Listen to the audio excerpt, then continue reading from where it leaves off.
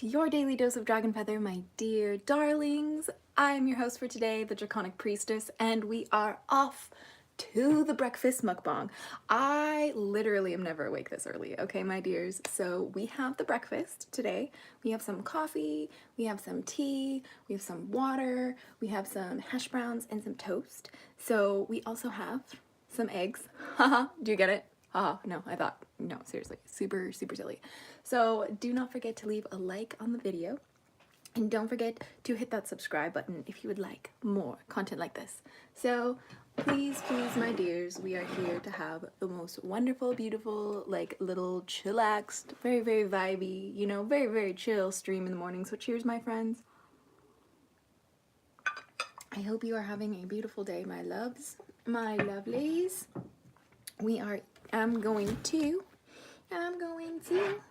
this is what we got for the breakfast today. I know, it's super basic, but like, it's because we've been kind of recovering from a little bit of a stomach bug, unfortunately. So that's why we got the hash browns and the toast, my friends. Welcome,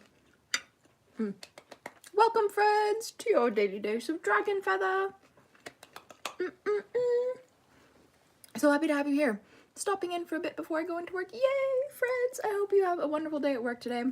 We are really just taking things easy today. Like, I like, we're having so much, like, construction in the house right now. Like, we're doing renovations. So, like, I missed the Quran class on Valentine's Day. So, we're not going to be able to, like, make that one up. We're just going to start again on Friday this week. Hello! Is it Rook? Rook of Black? Welcome to your daily dose of Dragonfeather. Cheers. Rebel Child Merp! Welcome to your daily dose of Dragonfeather. We are eating some breakfast right now, but delicious. Delicious and nutritious.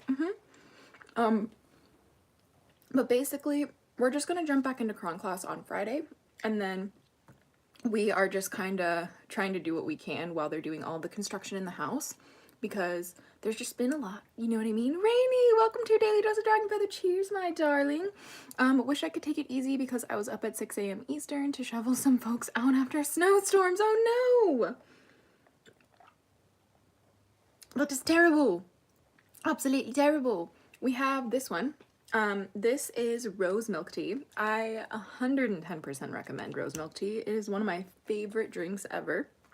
Rajil, hey, welcome to your daily dose of Dragonfeather. And Sapsaro, good morning, beautiful. Welcome to your daily dose of Dragonfeather, my beautiful darling.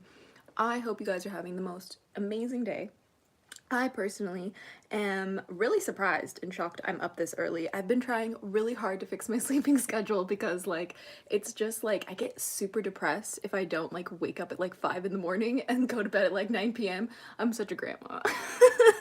But it's like so good for you. Do you know what I mean? It's like so good for you to literally be like, oh, like do your best. Okay, bestie, where are you from? I'm from California. Shout out to California Pokey and Boba.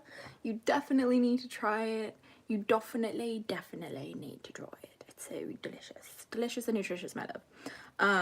But they also have like a really good Pokey too. I don't like Pokey, but people who do, they tell me it's really good.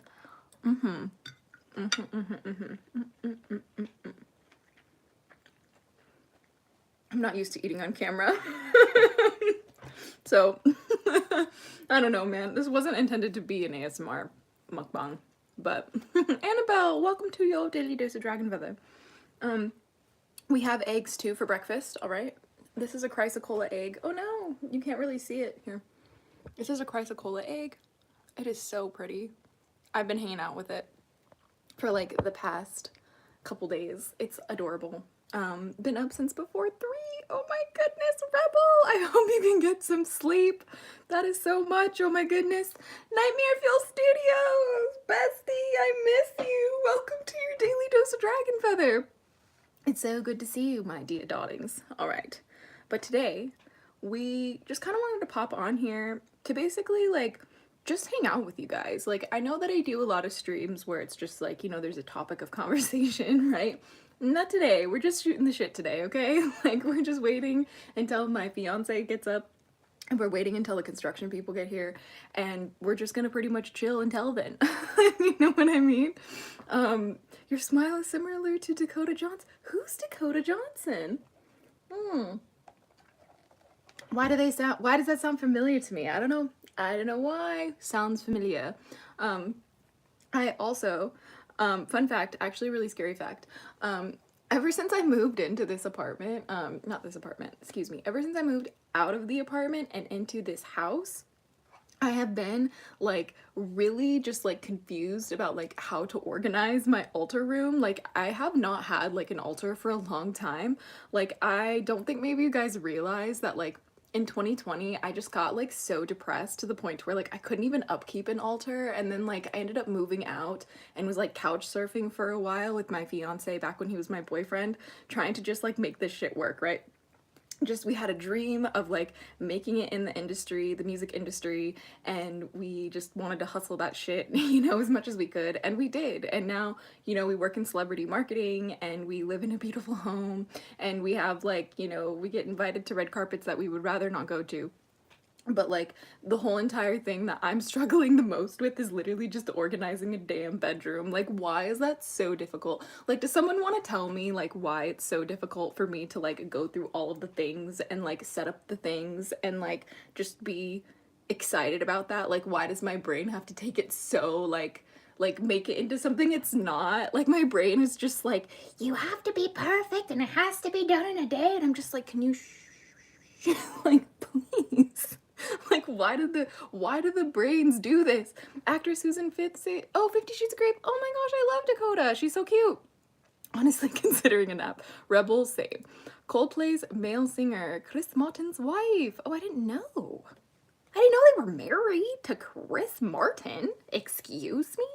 Maya Crew, I love watching you. Oh my gosh, welcome to your Daily Dose of Dragonfeather. So amazing to have you here. Hosh Verma, welcome to your Daily Dose of Dragonfeather. Today, you are awesome, okay, my friends? I need you to be determined to have the best day ever, okay? Because you deserve that. When was the last time that you woke up or you started your day and you were like, I'm just gonna have a good fucking day. I've decided I'm just gonna be lit today, all right? And sometimes I think people forget that sometimes the difference between having a good day and a bad day is simply deciding to have a good day. Girl, same. I recently moved and going through all my old stuff, like, ugh. Dude, Liz, welcome to your Daily Dose of Dragonfeather, and it kills me. Might be facing the past for me, to be honest. Change is scary, but I know it's necessary. Yeah, that's a great point, Liz, because me personally, I have so many things. Like I've like hoarded like so many things my whole life, like in the sense of like I just love to like keep my memories as like a collection. I don't know why, but like I have every stuffed animal I've ever owned, and I also like have pretty much every toy that I ever played with as a kid, despite the Barbies. My mom like forced me to get rid of the Barbies, unfortunately. Rip the Barbies. But like I literally like wish it wasn't so difficult for me to just like stay consistent. And then like when I get mad at myself for being inconsistent, I have to remind myself that I was like never taught like as a child how to be consistent. Like I was never taught as a child like how to take care of myself, like how to like have a routine, like how to like, you know, regulate my emotions. Like there's just all of these things that like literally go into play, right? And like the best thing for me when it comes to like cleaning, and I know this is not for everybody, but I literally have to call upon God. Like it's so hard for me. Like I literally make a prayer to God and say, God Almighty, please help me clean this shit, because nothing is impossible for you, but this shit sure feels like it's impossible for me. And I'm just like, I'm like, God, work through me right now. Like I can't literally clean my room. This is so sad. Yeah. So I had exams this morning. Oh no, I hope they went well. I know that it can be really overwhelming doing exams. I love taking tests, but not everybody does. So it's true. It's true. We are in the studio right now. For those of you guys who are just tuning in, this is our recording studio. I might as well give you a tour, right? You guys want to see a studio tour? Let's show you guys. So here is the Amethyst Cathedral, the piano, and the other Amethyst Cathedral. This is all of the stuff that we had. This is some of like the studio stuff that we had packed for moving in case like the fires got to our house and we had to get evacuated. Yeah, shout out to everybody who is dealing with the LA fires. Shit sucks, okay? I think they're pretty much done now. I will be posting an update on TikTok soon about that. But then we have these matching amethyst cathedrals. They are about, how tall are they? Here, I'll show you.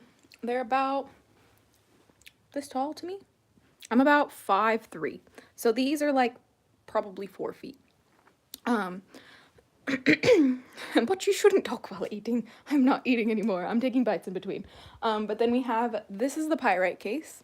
So this is a pyrite sun in the matrix. This is a pyrite cluster.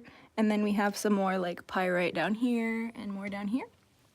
And then we have all of these little like amethyst geodes. We are obsessed, okay, my friends? Obsessed. Yeah, we have a crystal problem. So like this, these are our crystal spheres. This is my hand for comparison, okay? This rose quartz weighs more than I do. This is just a giant clear quartz point. I don't know. I don't really know how we got here. We just have all these things. And then this is like the couch for clients to sit on. Really cute little air purifier, little side tables that have like these little lights on them. Hold on. We got these off Amazon. 10 out of 10, do recommend. And then we pretty much just like have like our clients come here and record with us. You got some fascinating things, thank you. And then this is the actual studio computer. This is like honestly my fiance's computer. This is where he works. And then we have his like camera up here. The Timbits, he's Canadian. shout out to my Canadian darling. And then we have his this is his particular YouTube plaque award. This is his 100,000 subscriber award. My 100,000 subscriber award is not in here in this studio. It's gonna go in my other office upstairs. But then we also have the Shadowscapes Tarot that after we eat breakfast, we might do some readings. So stay tuned if you want some free readings this morning. But yeah, so this is, and these like panels on the wall, we built these to basically manage the sound, okay? So like in a studio, when you do recording, you want to make sure that the sound is insulated in the room, so there's not as much echo. And so that's why we have all of these panels all around to eat all of the echo. So when we record our clients or when we record ourselves, it's not like when we, like if you snap in here, you don't really hear an echo, right? But before, we definitely did. So like here on the floor, you see there's carpet. When we first moved in, there was no carpet in here. It was all like hardwood or like tile or something like that. And that just wasn't possible for a recording studio. It was gonna be ruining the sound. So we had to basically rip out the tile or rip out the, I don't know what it was. I think it was like a wooden thing, but we had to rip out the wood and then we had to put carpet in because we needed it. Okay. So this is kind of the work that we do here. And this is just kind of like what I'm up to on a day-to-day basis. Right. But my darlings, it is, it's a slow process, right? You have to understand that when you're building your life, or you're building a new life for yourself, I should say, it takes time. And like, you should really just allow yourself to like, not have everything done right away. Like I personally cannot like pressure myself to have like my altar room finished, to have like all of my like, you know, studio set up upstairs, like my streaming studio, like my like office that I'm working on for like content creation and stuff like that. Like I literally could not, like I can't do it all in like one day. And like to try and force myself or to try and like pressure myself into doing like as much as I can in one sitting is not sustainable. Like I need to be like so for real with myself in the sense that it's like, no, like I just need to, you know, take it one step at a time. And I'm also like just kind of trying to like remind you guys that too. So just so you know, one step at a time. Okay, just one. Just one, my darlings.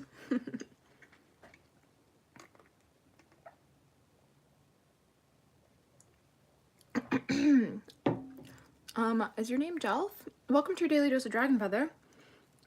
I am not accepting paid readings right now, but I appreciate the question. If you're interested in getting a reading about your channel, you're more than welcome to hit me up on Instagram in like the DMs, or you can join the Hatchling Clan Discord server and hit me up over on Discord. The link is the first one in the description down below for you to join, and we would just really love to have you there too. And we would love to watch your content, honestly. So I wish you the best of luck on your channel, bestie. But yeah, guys, like, there's never ever one way to do something, okay? And like, there's so many people who will post content online and make it look like they moved into a new house and make it look like they can clean their room in like 2 seconds, and like don't forget, like, editing is a thing. Don't forget that, like, a lot of people, when they make cleaning content, really take out a lot of the nitty-gritty stuff, and it's hard to find content creators on cleaning content that actually keep in the messy parts of it. I'm honestly considering doing another episode of Shit to Shrine. If you guys don't remember, on my YouTube channel, I have a video called How to Turn Your Bathroom into a Water Shrine. And it's basically called, like, Shit to Shrine because, like, my bathroom was, like, such a freaking mess. And then I turned it into a shrine for water spirits, mermaids, and the fae. And so I am really feeling like it would be probably worth it to do another episode like that for my altar room. From Shit to Shrine, if you know what I mean. Your vids have, like, no editing in them, lol. Yes, that is true. But that's, like, my content on this channel. And, like, we are experimenting with more editing styles. It's just they haven't been posted to the channel yet, if that makes sense. Just got done eating tomato soup. Lucky number 26. Welcome to Daily Days of Dragonfeather. I love tomato soup so much. Noor, welcome to your daily dose of Dragonfeather. Hi, you're so pretty. Oh my gosh, you're so sweet. Thank you. We are having some breakfast and just hanging out, just chatting, just about life, honestly. We're just like, really, this is kind of like a life update. I feel like it's turning into like a life update. But that's okay. We love life updates. It's been a minute, hasn't it? Hasn't it been quite the longest of time since I've seen you, my darlings? But yeah, I just want you guys to know that, like, it's about pacing yourself in this life, and like the one thing that really burnt me out faster than anything in this world was forcing myself into a box here on YouTube, or feeling like I had to be a certain way here on YouTube. That is why you saw me literally ghost this channel for like 3 years, because I was getting to the point to where, like, I didn't even know who I was. I was just trying to make the content that I thought people wanted to see, that I thought people wanted me to be. And I lost myself in that process, and it really sucked. I will never be doing that again. The kind of content that we're really focusing on making right now is just genuinely dragon content. And the reason why is because, like, I'm just a girl who follows her dragons, first of all. And as a dragon witch, like, I just really haven't posted, like, dragon content in the way that I, like, have ever really wanted to. And, like, that's kind of the point, right? Like, the point is, like, the journey, and like, I need to allow myself to evolve, and so do you. Like, you guys have to allow yourselves room to evolve. You have to allow yourself time to make mistakes. You have to allow yourself time to discover your style. And just because you might take longer than anyone else, or just because, like, maybe it took you 13 years to get to 100k subscribers and it took someone 3 minutes to get to 100k subscribers, doesn't mean that one is better than the other. It doesn't mean that your value is less or more. It doesn't mean anything other than they're just different experiences. And like, that's why, like, I have had to really take a step back in my life and stop judging myself based on the metrics of other people, especially in working in the entertainment industry. I see and work with influencers with millions of followers all the time, and it's exhausting because I feel like I am nothing compared to these people. But you have to understand that this is like the way that, like, I was programmed as a child to feel like if I didn't have the engagement, if I didn't have, like, the numbers, if I didn't have the attention, if you will, like, I was irrelevant and not, like, worthy. But that's not how this works, right? Like, the way that this works is 110% feeling based. Like, it's all about how we feel about ourselves, all about how we feel moving through our lives. And I think the hardest part for me when it comes to cleaning things and when it comes to, you know, setting up a space and maintaining that is 110% related to shame, because growing up, I was shamed if I did not clean a certain way, and no one taught me how to clean anything. Right? So like I was basically told to clean things, but without being taught how, and then I got in trouble for it. Like that's fucking wild. You know? That's funny because mermaids are fictional, unlike witches. No, mermaids are not fictional. T. Mermaids are real, bestie. I know that's a hot take for some people. I know. Help. You want to know how I know mermaids are real? Hi, I'm a mermaid. Welcome to your daily dose of Dragonfeather. Sorry.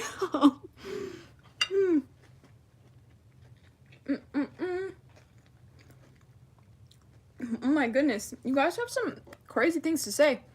It says, I've been told I'm crazy for believing in mermaids and stuff, but I low-key feel like I was a mermaid in a past life. Dude, I feel you.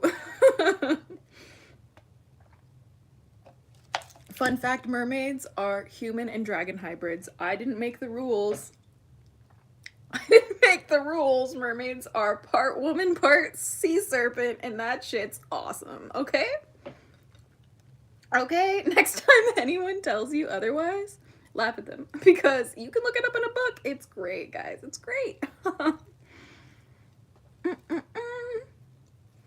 Do you believe birthmarks are wounds from your previous life?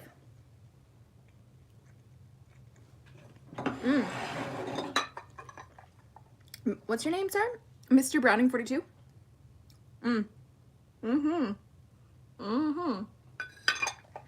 That was tea. That was tea because I actually have like a really intense birthmark on my skull because the doctor, fun fact actually, let me tell you something how messed up like pregnancy and like childbirth is in this country. When I was being born, because the doctor wasn't in the room when I was coming to this world, the nurse held me inside of my mother. Yeah, messed up my head. I have birthmarks because of it. Can't feel part of my head. And that's because if the doctor wasn't in the room when I was born, he wouldn't have gotten paid. Oh, I love that for me. I love that for me. I love that I can't feel part of my head because the doctor wasn't going to get paid otherwise. Love that. Love that for me. Anyway, I'm going to put my salty sadness to the side. Just saying, yeah, it's insane. Yep, it's crazy. So if I ever seem hot-headed, it's because I actually can't feel my head. Oh, funny. I don't know when to cool down. I can't feel anything. Damn, I'm sorry. Dude, it's okay. Like, I still have a skull, right? Like, it didn't, like, cause me, like, worse medical conditions. Thank the Lord. Jesus loves you too, my film check. Oh my goodness. Yes, why do people assume that I don't have a relationship with Jesus? This is wild to me. Like I'm a witch who loves God, and I'm also a witch who loves Jesus, peace be upon him. I do not believe Jesus is God. I believe he's a prophet of God. But we love his teachings, okay? We love his teachings, all right? But anyway, my darlings, I love that bright side. I still have a skull. No, honestly. Hello, I'm Etherean. What are your thoughts on theorings? Redbird girl, oh my gosh. Welcome to your daily dose of Dragonfeather, first of all. Second of all, I am Dragonkin, by the way. All Theorians and otherkin are more than welcome here on the channel, and I make tons of content about Theorians, otherkin, and Dragonkin. And shout out to Anthony Padilla for doing his video, I Spent a Day with Otherkin, because he literally used a video clip of me to reference Dragonkin. It's like one of my favorite things in the world. No, seriously, truly a dream come true. That was like the best day of my life. Anyway, I want you guys to know that if you're like Dragonkin or Otherkin or Theorians, I made the Hatchling Clan Discord server just for you to connect with other Theorians and Otherkin and Dragonkin as well. So don't forget to hit the first link in the description down below and join us there because we would love to have you, seriously. What time is it for you? It is 8:08 a.m. Blakey Hedges. Cheers. Welcome to your daily dose of Dragonfeather. People only see what they truly comprehend. You are correct. Perception is reality. Honestly, religion isn't that deep. Spirituality is, however. Mr. Browning 42, I deeply and vehemently disagree. I think religion and spirituality is really deep. I like worship God. I haven't really talked too much about it, but I'm going to start talking more about it here on the channel as a witch who worships God, right? Like a lot of people glitch when they hear me say that because like they're like, how can you do that? Witchcraft is evil, blah blah blah, going to hell. And it's just like, you know, last time I checked, God is the only one who can judge me, right? Like only God can judge my actions. If they are just, if they are unjust, right? And like that's why I don't judge people in this life. Like I don't like cast judgment upon people in the sense of like, oh, this person's this way, blah blah blah. Like I don't know, it's weird to me. Like I don't know, it's not my place. Like I'm not God Almighty. Like why am I gonna judge somebody else? But I believe in Jesus too. No, that's amazing. And like this is something that I want you guys to like understand is like my channel, like while I absolutely love dragons and while dragon magic and being a dragon witch is my whole entire identity and life, like the point of this channel is to talk about the intersections of all faiths of humanity. This is what my dragon guardians want me to do because guess what? If you look at all cultures around the world, one of the most glaringly obvious intersections that all of our faith-based practices have in common is dragons. I know, wild. Like you will literally find dragons in almost every mythology and almost every culture, if not every single one of them throughout the world. And this is literally like one of the most key cornerstones to the intersection between faith-based practices, spirituality, and religions of humankind. And like I literally started this channel as a little girl. Literally, go check out my first YouTube video. And I just wanted to see if, you know, magic was real. I struggled finding other content creators in this space because I started this channel 13 years ago. Witchcraft wasn't cool when I started my channel. You know what I mean? But it's just kind of like, you know, like, it's just kind of like, what do, right? Like you just gotta like keep going, right? And this is why I say that I'm just a girl who follows her dragons, you know what I mean? Because like at the end of the day, like everything in my life is based on me following the guidance of my dragon guardians. And my dragon guardians were the ones who told me to never stop believing in God. And like honestly, that really messes with people's brains too. I don't know why though. The dragons tell me that all religions are real. All religions are real. The only thing that matters, the key to play the game is just believing in it, right? Like the key to playing like the religious game, the faith-based game, the spirituality game is just deciding what to believe in. Like that's it. That's the ticket to play. And it's really, really simple. I think religions have good intentions, right? But the people that lead them don't always. Oh, of course, Mr. Browning, of course.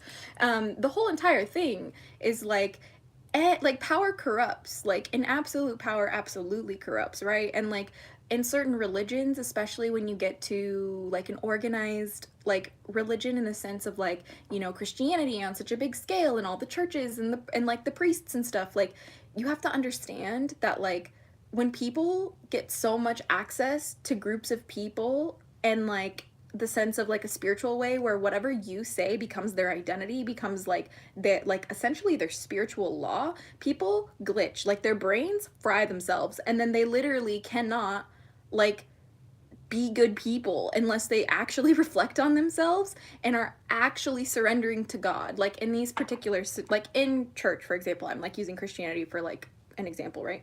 But like it doesn't matter like who or what you believe in, like at the top of it all, like when people use religion to like control other people, that's when it becomes wrong.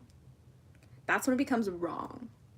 Okay? Like that's when it becomes like an actual like people lose their life kind of thing. Do you know what I mean? I believe in gods, like the Greek gods, but also Jesus. I think they help run their things, but God is still in control. Yeah, no, Redbird. Redbird girl. That is very much along the lines of like how I believe too.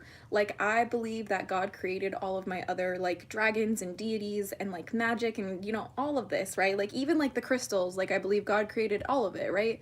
And they're just tools for us to find our way back to God, find our way back to source, find our way back to our divinity, find our way back to our souls, find our way back to, you know, like universal consciousness. Like it's really that simple in my particular practice.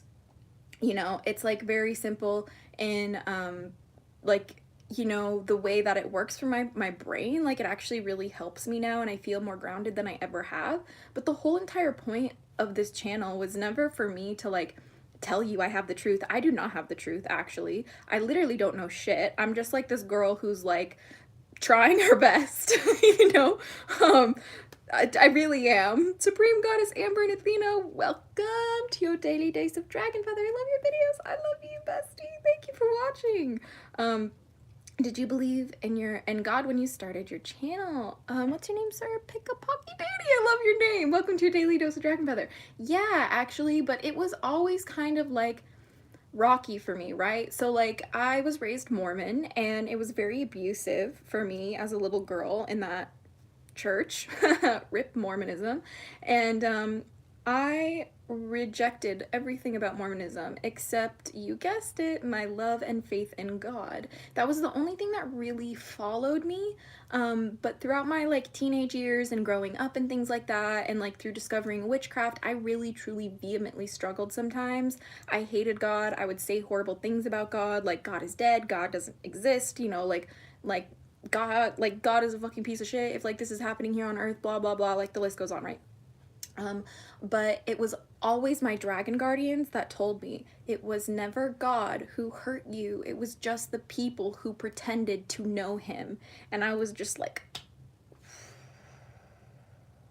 I have to remind myself that, like, shout out to my dragon guardians for telling me that, like, growing up consistently, because I would not be okay without that guidance. Not at all.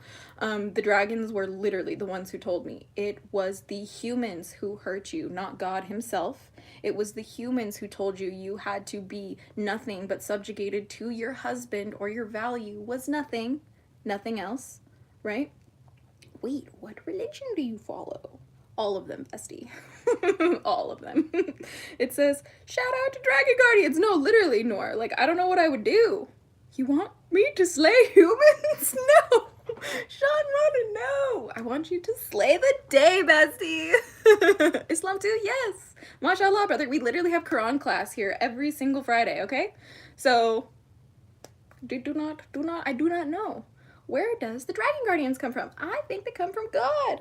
I think the dragons were the first creations of God. This is totally my personal, like, unverified gnosis, though. I have no proof. Okay? I'm just saying. Okay? I'm just saying. Mashallah, you read the Quran? Yes, I do! We love the Quran on this channel. We are... What day is it? Monday? This Friday? This Friday, we will be reading the Quran again at 6 p.m. Pacific Standard Time. That was a surprise. Mashallah. May Allah subhanahu wa ta'ala guide you. Oh, thank you, Sean. That means so much to me. I hope that you will tune in for our Quran class. It would be so lovely to have you. I love your beliefs. I love you guys. You guys are the ones who helped me get here. No, for real. I've literally never been like more... I've never been more like sure of my belief systems and like encouraged to share my faith and share my perspectives because of you guys. So like, I owe everything to you guys. Sean, the Quran class here on the channel is every Friday at 6 p.m. Pacific Standard Time. I've been through the scientific... Have you been through the scientific miracles of the Quran? Yes.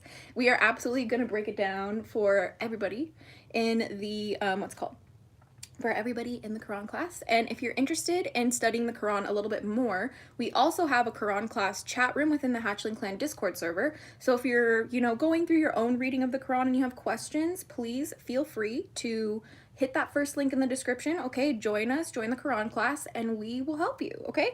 That's what the Hatchling Clan is for, right? Like, I created it as a hub for everybody from all walks of life, all spiritualities, all religions, all faith-based practices of the world to come and congregate and have a chat, okay? What are your beliefs on giants?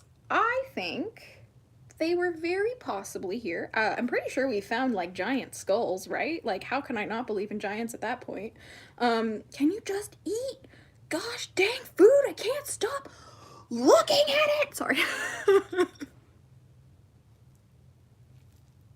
let me just I'm not transgender, but I appreciate it. We love trans people though on the channel. Cheers. Ooh, Adam and Eve were giants. Okay. Okay. I'm loving it. I'm loving it. I'm loving it. Adam and Eve being giants. Huh. Huh. I'm gonna have to Google that one. You gave me homework, bestie. I believe I'm a demigod, but that doesn't mean I hold myself higher. I feel like if anything, I should use this to heal and help. I can heal people and things.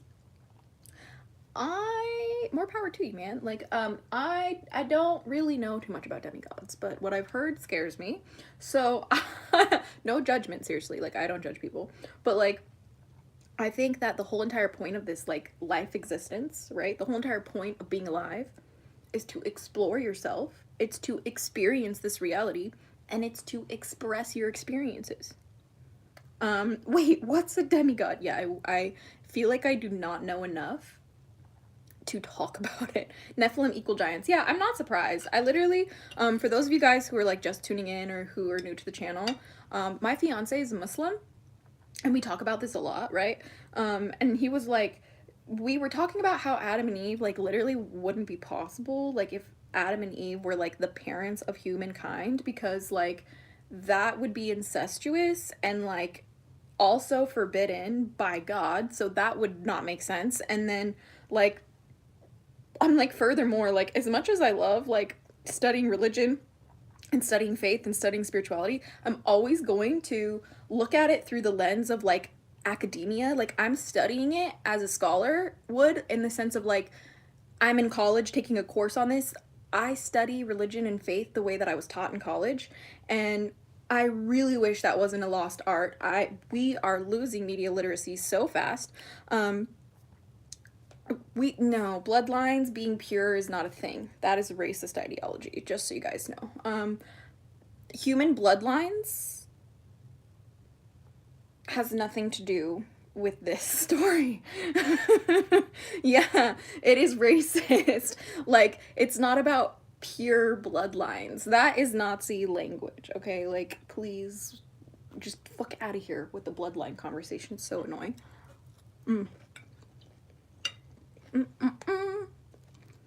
Says, oh, God loves you. God loves you, turn to him, not away. Witchcraft is the real and dangerous for your soul. Jesus is the way and the only one who can save you from the darkness involved in witchcraft. I mean, yeah, no, brother, sister, witchcraft is fine. There's no bloodlines in Islam. Everyone is equal. Exactly, Sean. That's why I say bloodlines are racist, is because it is so about equality and equitability. When I read the Quran, it literally healed my relationship with God, and it healed my relationship with, you know, like worship of God, and it also healed my relationship with Jesus, peace be upon him, because I feel like I really got to know Jesus reading the Quran. It just really like spelled it out in a way for me that just made sense. You know what I mean? So it says, who are you talking to? No, we don't know who they're talking to. Save me, Jesus, Lilith loves me too much. Neptune now. You're so silly. Yes, Jesus, peace be upon him, is one of the prophets. Mashallah. Mashallah. What do you like about the Quran? Pick a Pocky Dani. My favorite part of the Quran was reading about Adam and Eve, because Adam and Eve in the Bible, and the way I was taught in Mormon Sunday school, was literally that women, it was Eve who took a bite of the forbidden fruit, and because of that, women are punished to be subjugated to their husbands. Women are punished with periods and childbirth. That is very explicit. Very, very, very explicitly stated in the Bible. However, the Quran says that it was both Adam and Eve who took a bite of the forbidden fruit. And it was Allah subhanahu wa ta'ala who was mad at Adam for even allowing Eve to participate. Like, because in Islam, the men are given a degree of responsibility over the women to make sure that they keep us safe and watch over us. Okay? And so because of that, it was both Adam and Eve who were casted out of the Garden of Eden to exist on Earth for a time being, to be tested until it was no more. Until, like, your time is done. Do you know what I mean? No. I have a beautiful Muslim fiance. It says, I got a dragon reading done. They said my dragon is pink and green, like a dusty rose and mossy green. They are non-binary. Chris, that sounds exciting. That sounds amazing. Yes, the original sin was done by both. Exactly. Exactly. That was probably one of the biggest reasons that healed me when I started reading the Quran. And also, by the way, like, I think that people get really frustrated when I say that I'm a believer in God, but I will criticize the holy books, like, till the cows come home. I will talk every single day of my life how the Quran is not for everybody, how the Bible is not for everybody, how the Torah is not for everybody.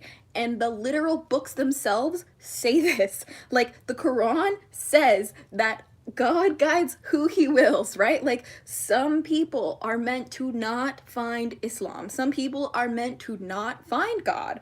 Some people are meant to find their own path. And that is literally the point. The whole point, and nothing but the point, right? Like, the whole entire point is, like, we're not supposed to force this on people. I'm not supposed to force witchcraft on you. I'm not supposed to force God on you. I'm not supposed to force anything on you, actually. The only thing I'm supposed to tell you, no, okay, I love you, Sean, but the Quran is not for everybody, because you have to understand that science matters, right? And as much as we love the Quran on this channel, and as much as we will talk about it and its miracles, I think everybody should read the Quran, don't get me wrong, but I'm saying that, like, the whole entire point of this life is that the free will we have and the choices we make determine our character, and that is the point. Like, we're not supposed to have a one-size-fits-all type of reality, otherwise God would have made it that way. Like, the only reason why God has made so many different types of spiritual practices, so many different types of, you know, magic, so many different types of whatever, is because it's all a test. Like, it's all to test you, to see what you will do while you're here. Like, how will you explore the reality while you're here? The Quran is not 100% scientific, because it literally does not even say, it does not say anything about, like, how humanity was created. Just as we come from Adam and Eve. Okay, well, how? Like, you know what I mean? And according to the Quran, it doesn't say, like, it doesn't specify, it just says that we're descendants, and that's, like, scientifically impossible for us to all come from two people, you know? You wish you were on voice, you explain it much better. Okay, I will start doing streams where we have people hop on here. I didn't, like, select the thing before I went live. I have a thing, like, you have to, like, select the thing where you can go, like, live with people, and I didn't select that when I did this one, so, some are with Allah, yes, indeed. You don't get all the answers. You're not supposed to, which is why it's, like, faith, right? Like, if Allah, like, the Quran isn't a book of science, okay? The Quran is a book of signs, okay? Like, it's not, like, factually proof, right? Like, you have to understand that if Allah wanted us to all follow Islam, like, it would have been sent down as a science. But it's supposed to be a test. Like, that's the whole point. Like, it's supposed to be literally faith.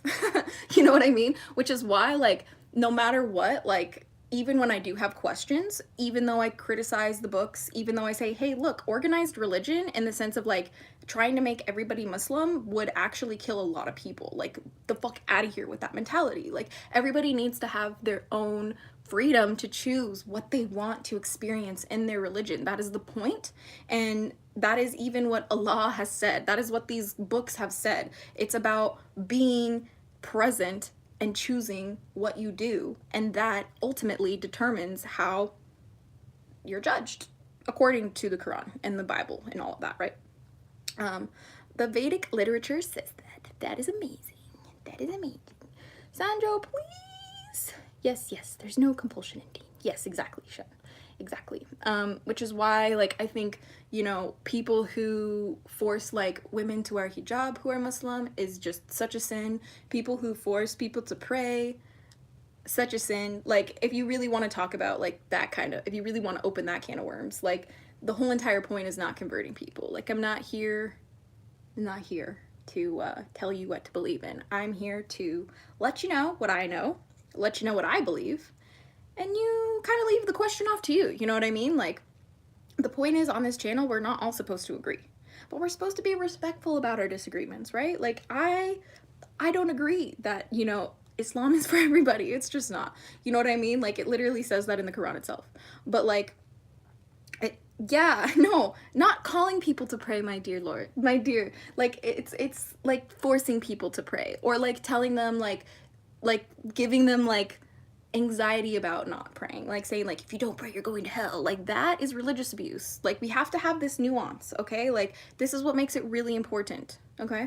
Do you want to take a shahada? I'm curious. Or are you still learning? You should probably stay tuned. Okay.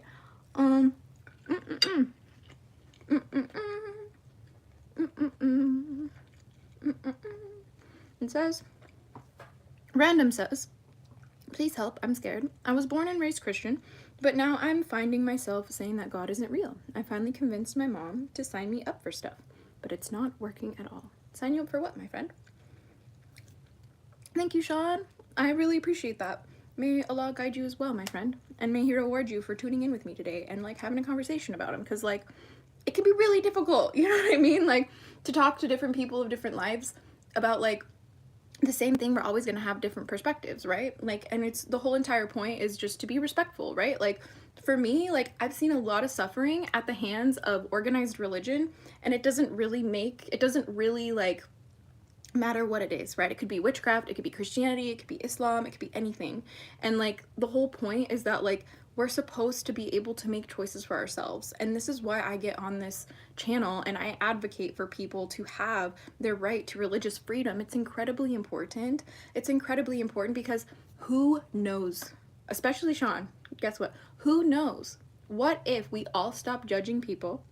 What if we all just opened our arms and opened our minds and opened our hearts to letting people explore any type of religion, any type of faith, any type of spirituality that they wanted to or that they felt called to? And what if, when we did this as humanity, we all just collectively became Muslim? What if? I don't know what Allah knows. I don't know what God knows. All I can do is try my best, right? Beauty is in the eye of the beholder. Exactly. You know? Paka Paka, hello! It says Islam advocates this and majority will converge on Islam. No, and I totally am not here to disagree, Sean, because it is the #1 trending religion in the world for a reason, you know? It's the #1 trending religion in the world for a reason. Like, more people are becoming Muslim than, like, anyone else, you know? Like, it will be the world, like, the main world religion very soon, probably in our lifetime. So, and I'm not a hater, you know what I mean? I think Islam is a beautiful, beautiful religion. I think that Muslims have absolute hearts of gold. Pakistan, oh my gosh, my fiance's Pakistani. So much love to you. Yes, inshallah, for sure. But like, this is why, like, I feel like my dragon guardians were so adamant about me never, like, losing my faith in God, because, like, let me tell you something. My first dragon guardian that I ever met is an angel dragon. I did not know that this dragon guardian was an angel dragon until much later. And basically, it's really fascinating because my whole life, this particular dragon has always told me that they are my connection to God, right? They are to remind me to believe in God. And funny enough, this particular dragon has told me that it doesn't have free will like my other dragons do. So it's very fascinating when I start studying, you know, Abrahamic religions and realize that angels don't have free will. Okay, okay. And then they're messengers of God. Okay. Like, things like this blow me away. Do you know what I mean? They just make me they make me question, right? Like, my story is one that crosses like the lines of where faith is considered to meet each other, you know? Yeah, angels don't have free will, exactly. And it's like they cross over, you know, like I want to talk about where they converge. I want to talk about where religions meet each other in the middle. I want to talk about where spiritualities have similar storylines and how that happened. I want to talk about how literally all of these like gods and goddesses seemingly evolved from each other over time. Like, let's talk about it. Like, it literally fascinates me. I am so fascinated. Yes, the jinns and human have free will, according to the Quran. And we love talking about jinn. Okay. Side note, my dragons are not jinn. I get that a lot. I get that a lot. Poor things. Poor things. But anyway, also according to the Bible, yes, indeed. How did you meet your dragon guardians? Do you physically see them, or do they show up in your dreams? Or do you feel them spiritually? I'm so curious. Nora, thank you for asking. So the dragons that I have, I've always known them my whole life. They are literally always around me. They're literally always around me my whole childhood. And I remember at a very early age being told that I have imaginary friends, and my imaginary friends were just my dragon guardians, you know? And when people, I call them dragon guardians, right? And like some people like genuinely believe that like, you know, these dragons are like here to like protect us and watch over us, and I will hold all the space for that belief. It's totally valid. In my particular experience, and the more that I really reflect on my experience with dragons, the more that I'm realizing that the dragon guardians that I have in my particular life are really more like a spiritual family than they are anything else. And like, I've never worshipped dragons, right? Like, I've never like worshipped anything, honestly, other than God. And like, the dragons have always been like my closest allies and my family who would always have my back, and always there for me to talk to them when I had nobody else, and always there to remind me when I struggled with my faith in God. They were always like, it was the humans who hurt you. It was not God himself, you know? So, what's your name? My name is AZURA. Welcome. It's so cool to, hold on, what do you say? It says, no, they must be angels. Some of, like, Monte, which is the angel dragon I work with, he is definitely an angel. But some of the dragons I work with have free will, so that wouldn't make sense to me. I'm still figuring it out, Sean. I'm still figuring it out myself, okay? It says, all things happen in time and place that they are meant to happen, whether we understand it or not at the time. Exactly. Tibris, welcome to a daily dose of Dragonfeather. Oh, so it's a natural thing. That's so cool. When I was 4, I naturally knew about a god for some reason, even though no one taught me at the time. No, exactly, Noor. This is something that I also really love about Islam, is there's this concept of what's called like fitra. Basically what that means is it's like your natural desire to know God, your natural desire to connect with God, your natural desire to worship God, or find God, basically. And I find this concept really fascinating because like I literally wow, I'm actually shocked how did I stumble upon this live stream. Dude, it's only Allah. Allah guided you here. Mashallah, brother. like I don't think you understand like how much I'm like dipped into like the Muslim world just because my fiance is Muslim, right? So yeah, I absolutely shout out to my fiance's mom, who like teaches me how to make like chicken biryani and like teaches me how to, you know, wear hijab, and teaches me about Islam. Like, we love mama, okay? We love mama. But the whole part about fitra is like it's this like driving desire for you to know God, right? And I love this part of Islam because it just makes me think of how my whole life like I'm gonna put something on the table. Ready? So like some people will say like my dragon guardians aren't real, and like you are allowed to believe whatever you'd like. I am like so not I'm like so not here to like, what's it called, So not here to debate your beliefs. Nah, that's not what I do. I'm just here to share what I believe, right? So like when it comes to this, it makes me think like, what if my dragons are just like a part of my fitra and they're like just trying to help me find my way back to God? Like, and honestly, alhamdulillah, if that's what it is, you know what I mean? Because like, whoa, bro, you're a certified Pakistani. Oh, thank you. Yeah, no, they're actually so sweet. Like, oh my gosh. Like, and let me tell you something, like Pakistani food, okay, hells yeah. Like I am like one of the whitest girls I know.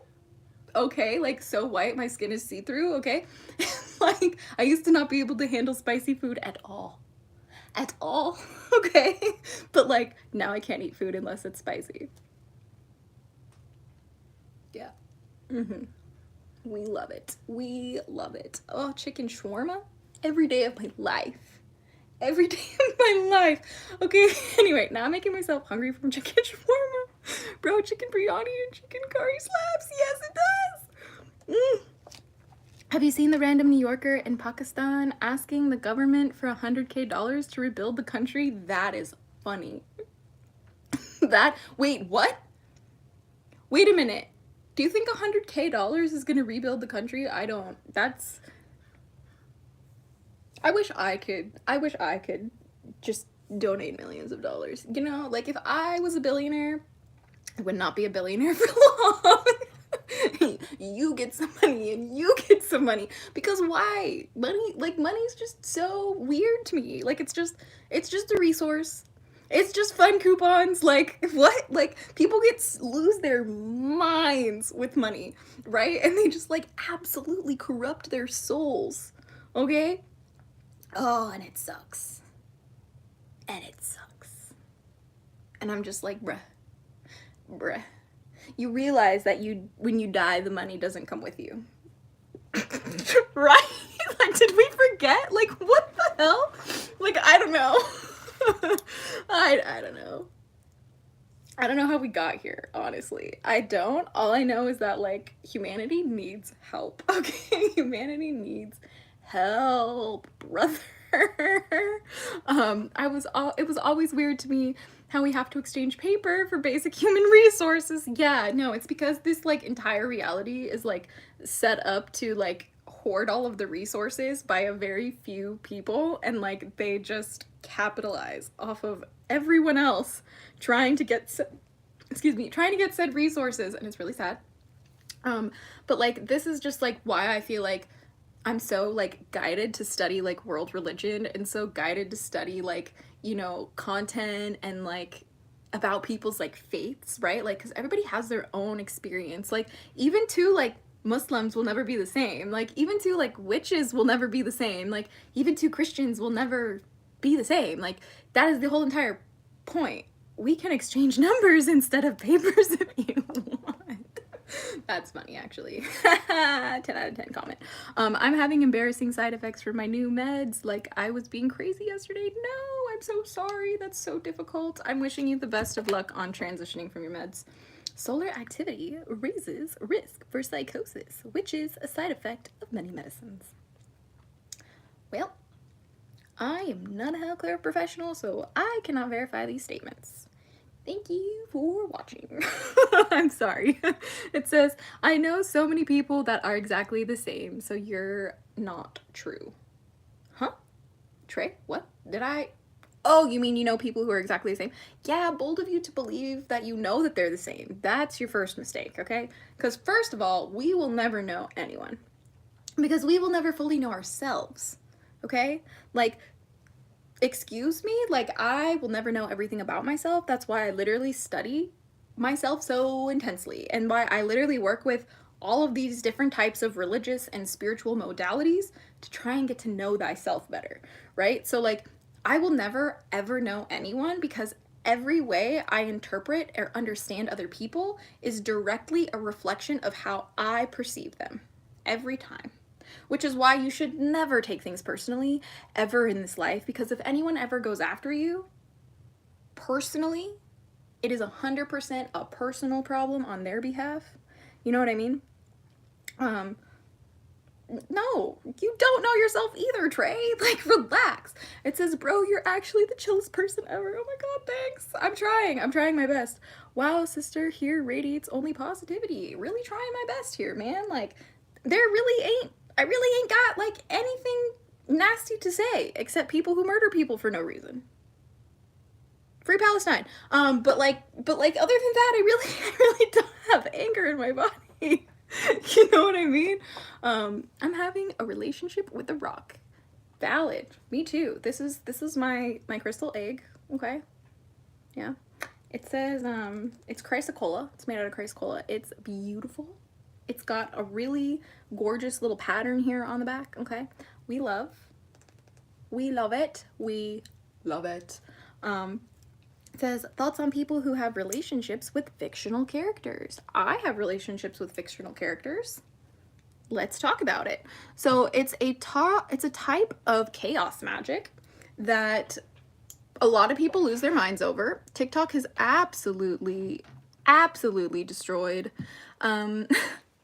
the concept of working with fictional characters. The way that we do it here, I don't believe that they are real talking to me. They're not really here talking to me. Okay? Like, I'm not in the astral realm experiencing fictional characters. No, people who do that need help, okay? Much love to those people. I'm sure life is hard because I struggle too. But the difference is it's very symbolic in my practice, right? So let's take Natsu from Fairy Tale, for example. This is a character that I consistently do journey work with.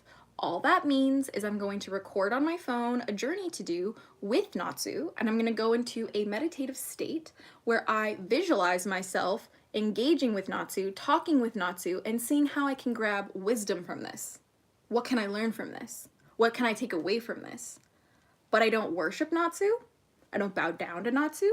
I don't think Natsu's real. Okay? It's all symbolic. We're all using this as a tool to extract information. All right? So that is the difference, you know, like some people just won't get that. Valid. Some people will think that it's dangerous, and it is. It's chaos magic, bestie. Like, some people will not be able to handle these types of practices. It will fry your brain, which is why things like, you know, Christianity or things like Islam will sometimes just say, like, just don't do this, okay? Because, like, for the most part, people who practice these things are going to lose the plot. Like, it's just unfortunately the truth. And, like, I think people are like, oh, witchcraft is evil, blah, blah, blah, and not realizing that, like, witchcraft is real, and sometimes it's a mercy on your life experience to just not mess with it. Not the answer you wanted, I know, but it's the truth, okay? So, like, I don't know what else to say. I don't know what else to say. My phone is gonna die. Okay, hold on. Can we get the phone to chill while it's charging? That is the question. Okay. Girl, what's your astro sign? Can you guys guess? Can you guys guess what sign I am? It says, my best friend is in love with a fictional character. It's so annoying to me because it's all she talks about. She would go to extreme limits for the dude. Let's see, for the dude, and when I disagree with her, she calls me abusive. Nor, that's really sad. We did a room tour a little bit earlier, but I'll do a room tour in just a second. I'll do another one. But it says, let's see, it says, hold on. So I can love my anime waifus. I mean, you can do whatever you like, but whether or not it'll be a good idea is the difference here, right? Like, I can believe whatever I want to believe, right? But the difference is it a good impact? Does it help me? Does it hurt me? What does it do to other people? Like, that is the point. You guys are both wrong, by the way. I am not a Libra and I'm not a Scorpio. So we are still asking in the chat. But look, man, people who have, like, obsessions with fictional characters have gotten to the point of, like, idolizing them, and, like, anytime you idolize anything, you lost the plot. Like, it fries your brain. It hinders you from thinking properly. It hinders you from hearing any sort of, like, opposing views. It literally closes your mind. It literally makes you stupid. I could go on. I could go on. Yeah, my wife's gonna kick my butt. Oh my gosh. I love Adrian Agresti from Miraculous, but it's not like serious. No, I agree. All right. I'm not a Sagittarius or a Virgo, okay? I am not a fire sign. All right, you guys are awesome. It says, if I get enough followers, I'll stay in a haunted house my family owns. Ooh, that sounds terrifying. I am not a haunted house fan. Yes, Hayes got it right. I'm an Aquarius. Nora got it right too. I'm an Aquarius. Shout out. Can't you tell now that I'm an Aquarius, right? Can't you tell? Quitter! Yeah, Aquarius gang! What do you think about Norse mythology? Love it! Love it a lot. We work with Loki on this channel. We work with Jormungandr. We work with Fafnir. We work with Fenrir, excuse me. We used to work with Fafnir, but in a different context until I realized that the context I was working with Fafnir was literally culturally appropriated. And I was like, whoa, that sucks. I was like, we're gonna have to unpack that one, okay? I'm a Virgo rising and Pisces moon. Oh my God, Norse, same. Whoa, jump scare. Jump scare. Wait a second. I'm literally Aquarius sun, Pisces moon, Virgo rising. Stop, get out of my head. Get out of my head. Ah, it's terrifying. But it says, oh yes, the Norse mythology. Yeah, we love Norse mythology, 100%. It's partially where my heritage is from, so I'm trying to learn more about it. Ragnarok from Nordic mythology is the same event as Mahabharata in Vedas. Did I say that right? Ugh, I need to learn how to pronounce these things better. But this is exactly, what's the rising moon stuff? What's these rising moon stuff? Okay, so Sean, astrology is like, most people just know like their sun sign, right? Like, oh, what's your zodiac sign? Most people just know their sun sign. But if you go into like a star chart calculator and you put in your birthday and the time of your birth and the location of your birth, it's going to tell you where all of the planets in the sky were on your birth, right? So like when I was born, that means the constellation Virgo was on the horizon, which is why it's called a rising sign. And then the moon was in the constellation of Pisces. So that's why it would make Pisces, excuse me, Virgo rising. Did I say that right? No, Pisces. Let me try that again. So the moon was in the constellation Pisces when I was born. That's why I have a Pisces moon. Wow. Okay, but astrology isn't recommended in Islam. It causes weak faith. That's true, but I'm not debating this. All right. I think that people need to not depend in astrology alone. Okay, this is what causes the weak faith, right? When you depend on something, you know, like that, for your answers exclusively, that's what becomes unbalanced, right? Which is why I study as much as I can, right? Like I'm looking into the dragon stuff. I'm looking into Abrahamic religions. I'm looking into Hinduism. I'm looking into Buddhism. I'm looking into astrology. I'm looking into numerology. I'm looking into angels. I'm looking into demons. Like, and it makes a lot of people uncomfortable, and that's valid. But like for some people, the kind of work that I do as a witch or as like the Draconic Priestess is not for everyone, okay? It's no, you know, like you have to understand that like it's a balance, right? Like it's a balance and knowing where to place your faith, right? Like if I put all my faith in God alone, for me personally, I would not be okay. And the reason why is just because I have a lot of mental health issues, and believing in one thing alone makes me unstable. For me, it's not healthy, okay? But when I also allow myself to believe in everything, it makes me feel excited to be alive. The reason why I practice what I do and I believe what I do is always first to regulate my nervous system. I've been through a lot of abuse. I've been through a lot of darkness, and I almost did not make it out alive.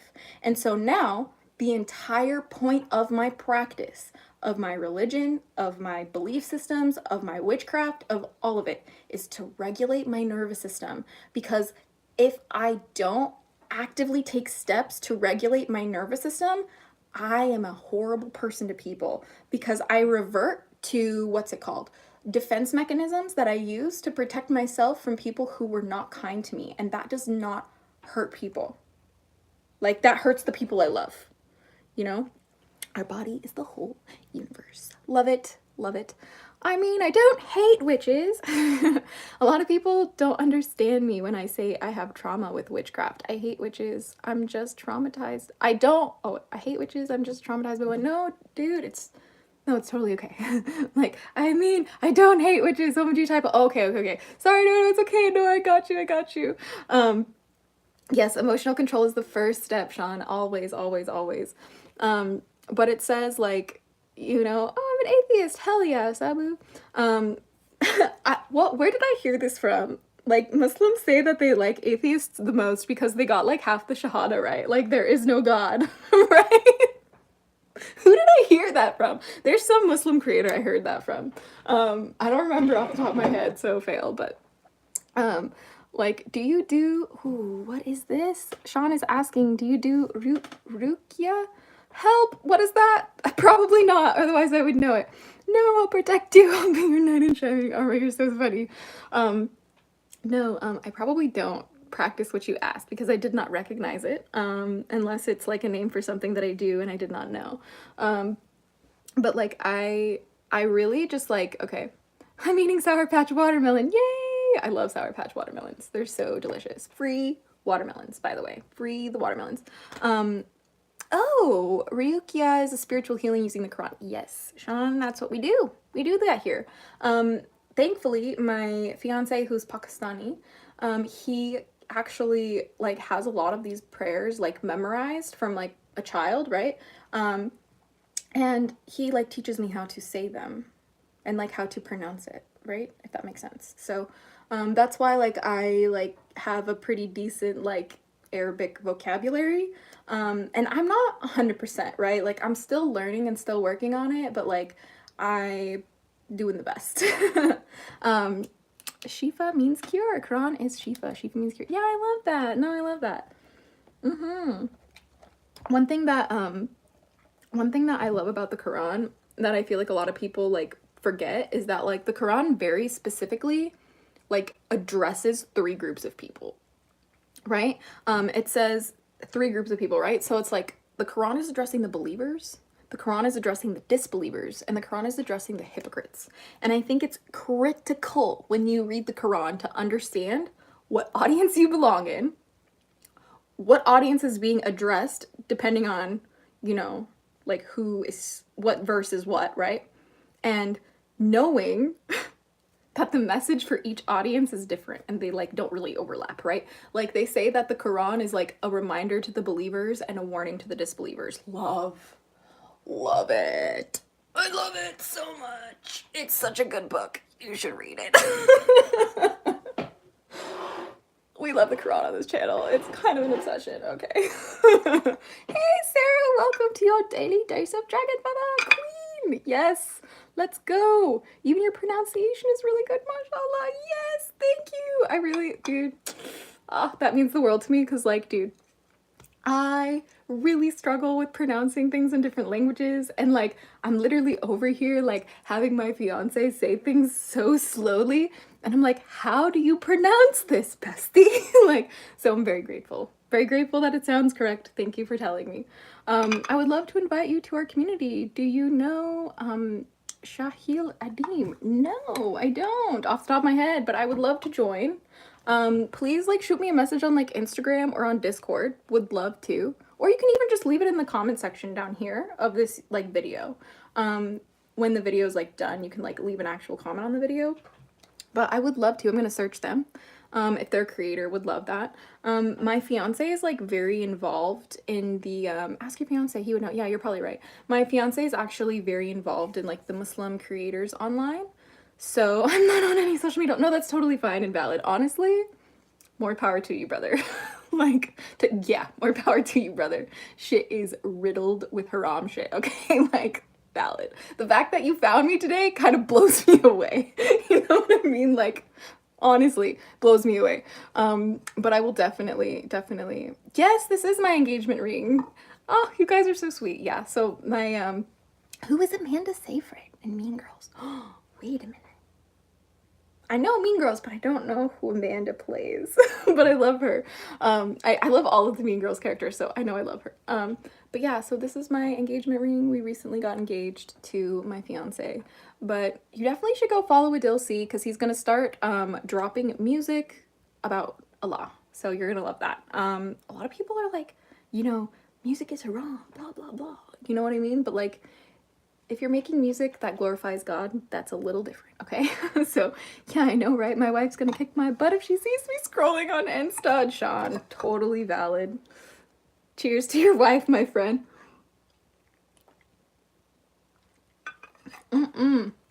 It said, mashallah, may Allah subhanahu wa ta'ala bless you too. Oh, thank you, Sean, you're so sweet. Giving me the absolute good vibes today. In Tartaria, they engaged in genetic engineering. They made hybrids of people and animals. For example, centaur, half man, half horse, or mermaid, half man, half fish. Flood destroyed them all. Guess what? Mermaids are half sea serpent. Fishes are dragons. Yes. I can't eat fish because I feel like I'm eating dragons. Every time. I'm like, Bahamut, I cannot eat you. I'm sorry. It makes me so sad. I can't do it. But it's on the right hand. No, it's just the camera on like the live stream is like flipped, right? Flipped. Yeah. So like, I don't look like this. I look like this way. Am I a dragon? What's happening? If you are a dragon, Sean, you may be entitled to compensation. Do you play Fortnite? I am trying to get it set up to where I can. We like recently just moved in here and like we're like trying to see like how we can set things up. You know what I mean? Hey, Habibi, camera flip the stream, lol. I wish I could flip it. I don't know how to do it though. Thoughts on polygamy? Polygamy or polygamy? Polyamory. Polygamy is plural of marriage. Polyamory is multiple people in relationships. Polygamy, okay. I got you. Sophia! Bestie! Welcome back to your daily dose of dragon feather. Well, I'm Rahu, so I'm basically a dragon head. I love it, Rockstar. That's awesome. Welcome to your daily dose of dragon feather. Do you know these beings can access the internet? Of course. Of course. Many of the dragons that I have met, I have encountered online. And you know what? Hot take. Hot take, okay? I literally love like warding my social media. I love doing the techno magic, okay? Like it is a very big, very much in love with it, okay? But it's not for everybody, okay? Like the reason why I can talk to spirits and deal with this is because I have spent my whole life learning the hard way, okay? And do I, like at any point in time, you guys, I could literally unsubscribe from the witchcraft, okay? Yes, I will get to the polygamy in a second. I could unsubscribe from the witchcraft. Totally have thought about it. Totally think about it a lot because like being open to spirits and talking to spirits and like talking to deities and talking to dragons is a lot.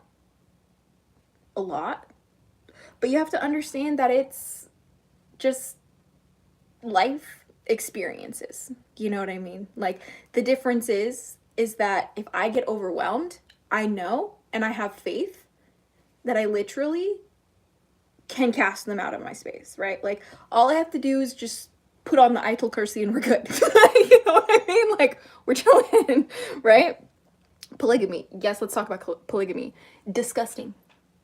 Polygamy is disgusting. I hate it. I don't like it. It's disgusting. And it's probably because of the religious trauma I have. I'm sure maybe it works for some people, okay? I'm not trying to like hate on people's relationship statuses.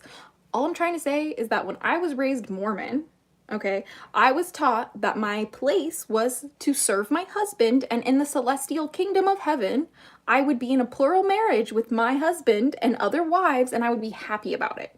What in the fuck? What in the fuck? No. Actually, no. Never, okay? In terms of polygamy in the time of the deliverance of the Quran, or in the deliverance of the Bible, or in the deliverance of the Torah, for example, it was practiced to usually keep women safe. I know that's wild. Just take a deep breath. I know not all of them were kept safe, okay? But it's like, if a guy had the resources to take care of multiple women, that is just what happened. Okay? Envy and jealousy will be taken out of... No. No. I don't subscribe, Sean. I don't. I'm sorry. I don't subscribe. I just don't. It says, Sean says, in Islam, the ayah of polygamy came after the Battle of Badr. Badr had a lot of casualties, and in Islam, polygamy is to take care of the widows and the divorced women. It is not for lust. Thank you. Thank you. Most things in witchcraft come from Jewish Kabbalah. Solo is absolutely correct. Absolutely correct. 110%. Pretty much the cauldron came from Jewish Kabbalism. The Nazar came from Jewish Kabbalism. I could probably keep going, but don't forget, your witchcraft is Jewish. People don't like it when I say that. And I'm just like, hi, I'm gonna upset you today with the truth. Are you ready? And it's a good time. It's a good time. It says most things in witchcraft, yes. It was to take care of widows and divorcees. Yes, yes. Oh my gosh, how did you do that? How did you do the loading emoji? I love it. Only magic I use is to impress my wife when she's giving me side eyes. Sean, I love that. That's amazing. 10 out of 10. It's also for when with an absent family, so they can start a family they never had. Exactly. Exactly. Do you believe celibacy has something to do with energy? Yes. Yes. Conserving your sexual energy is so important. Okay.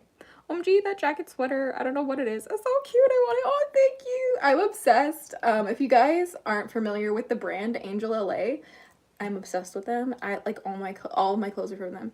What's up with all this polygamy talk? No, we just got a question about it. Josie, someone was just like curious about my perspective on polygamy, so I just kind of like answered how I think it's really fucking weird. You know? And like how historically it was used to kind of like care for women who like lost their husbands, or care for women who just like didn't have resources, kind of thing. Not that it always worked out that way, but that was kind of the idea. Witchcraft is a sin in Judaism and is punished by death by Mosaic law. Jesus is God. Welcome to your daily dose of Dragonfeather, and we don't subscribe to that here. Yeah. We don't. Yeah. So only God can judge us, okay? Which isn't Jesus. Jesus, peace be upon him, is a prophet of God here on this channel. And yeah, so we don't really shame people here on this channel for what they choose to practice. We get curious about it instead.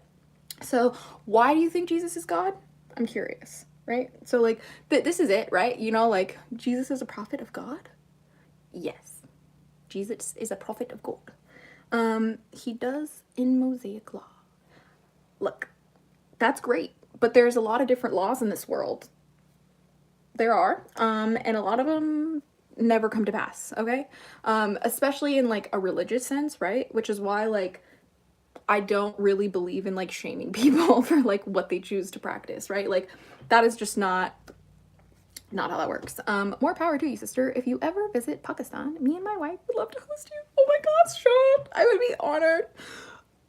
It would be honor and a privilege. We have like, my fiance has some family out in Pakistan. We would love to go and like visit. I know that my fiance wants to do Hajj this year. That would be amazing. Honestly, blood magic is banned as per Avatar. Yeah. You know, it really is, because of at least 20 times he's praised as God, as well as he says at least in 20 other verses by himself. Who are you talking about? Wait, who are you talking about? Jesus is God? Are you talking about Jesus being God? Which verses did he say he was God? I'm curious. I'm just curious. Like, I'm not trying to like hate on you or anything. I'm just genuinely curious. It says, which city? Karat? No. I don't know off the top of my head, actually. I'm really sorry about that. It says, You really want to know? Of course Jesus is God. That's why we're here today.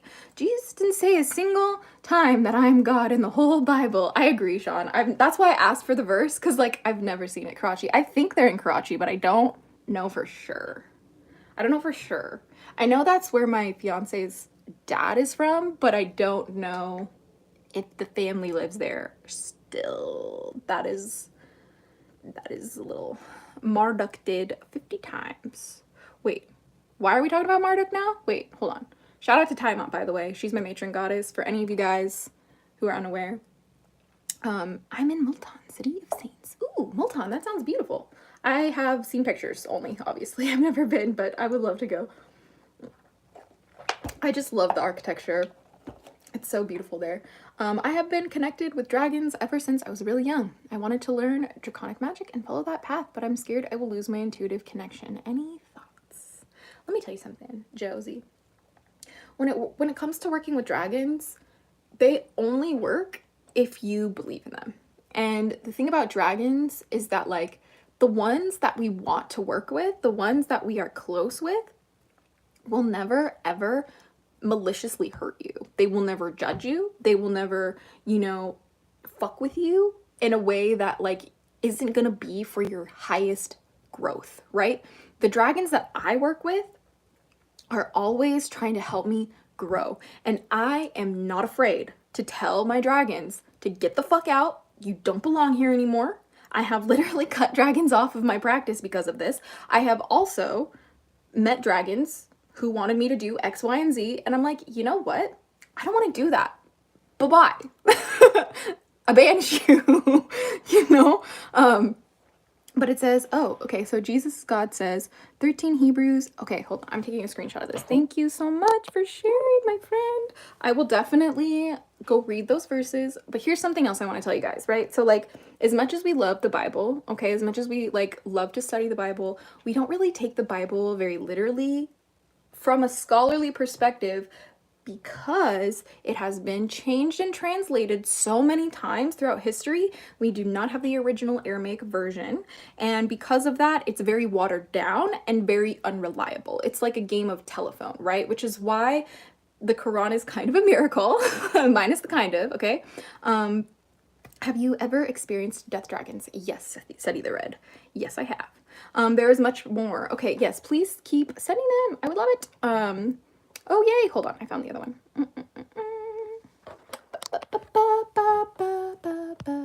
Damn, your fiance is lucky to have you, mashallah. Oh, that's so sweet. No, mashallah. Your English is good for Kuwaiti. Thank you. I'm trying. It says, and he was even put on the cross because he said he is the Son of God, and that God is the Father and the Son and the Holy Spirit. Well, that's paganism. That's awkward. The Quran was never changed. Yes, this is why we literally rely on it for the Abrahamic religions, because it is, in terms of scholarly resources, the most verifiable, right? It's just the most, it's like the most critically valid because of the way it was preserved and because of the way that it was never changed, right? Very fascinating. Can you tell me what you mean when you say dragons? Yes, Maya, welcome. Maya Ahmed, welcome to your daily days of dragon fella. You've read the Book of Enoch? Of course, Sean. Of course. Of course. We're also reading stuff about Mary Magdalene right now, right? Anyway, but it says, what I mean when I talk about dragons is dragons are spiritual entities. They're called dragon spirit guides, if you will. And they are essentially like beings that are in like a higher dimension than us. The dragons tell me that they're creatures of paradise. I don't really know what that means, but they tell me that they are simply here to like guide us, right? But what they are is all of the elemental energies personified. And they are the forces of nature. They are the forces and aspects of creation personified. They are the gatekeepers of God's creation in my practice, right? The Quran was written after Muhammad's death. Okay, Jesus is God. If you're gonna have this conversation with me, I'm gonna need you to understand something about the Quran. The Quran is a channeled work, okay? That means that it was delivered orally. It was an oral tradition first. That means people memorized the Quran before they ever wrote it down. First of all, if you want to play that game. Yeah. It was written after his death because they took all of the deliverance that he did and they put it into the book after everybody memorized everything. Good? You guys think jinn are dragons? They are not, okay? And the reason why, like, they are not is because just look throughout cultural context of history. Jinn only come from Arabia. Like, that is a very specific to the Quran type of thing. Dragons are everywhere. Dragons are everywhere. If anything, dragons are more closely related to dinosaurs than they are actual demons or jinn, okay? The second thing is that all the collections were burned by Uthman, and just the ones he wanted to keep were put into one standardization version or by the Quran. Incorrect. Because as soon as Prophet Muhammad, peace be upon him, started delivering the Quran, he literally started telling people to memorize it. Therefore, everyone had the same version in their heads. That is why it is amazing. Okay, it is amazing. Do you have any specific element of dragon? Yes. So I have a few like main dragon guardians that I work with. I work with hundreds of dragons, but the ones that I mostly work with are number one, we call them Monte on the channel. They are an angel dragon. So that means they are an angel dragon hybrid. And then we have Rosie, which is a fairy dragon, which is a fae dragon hybrid. And then we have, what's it called? We have a celestial dragon we call Pickle Chips on the channel, and they are basically like, just think of like celestial bodies. Like when I ask Pickle Chips like what kind of a dragon he is, he gives me the vision of like the Eye of God nebula. Do you know what I mean? Bro can't even quote one verse from the Bible on which Jesus said, "I am God." No, I know, Sean. It's really sad. It's really sad. So Jesus is God. This is where you get it wrong, right? I can play this game with you because I have greater knowledge about it than you by an extreme measure. That screams ego, and it's disgusting. And if you don't think you can be wrong, how can you learn anything? Thank you. What I told you is 100% true because it's also what a great sunny. What are you talking about, my friends? I'm only down bad for my wife, as you should be, Bro, I'm so down bad for Evan Peters. You're so funny. Oh my gosh. You guys are so silly. Oh my goodness. Seriously, you guys crack me up. But like, I just need people to know that, like, I'm not here to, like, debate people's, like, you know, like, what you should believe in, right? Like, I don't really care what you do. Like, I don't care what you believe in. I don't care how you believe it. I don't care what you practice. As long as you're not hurting other people or taking other people's right away,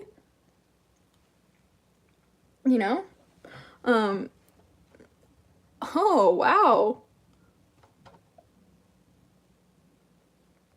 These people are rude. You know what I love about Muhammad, peace be upon him?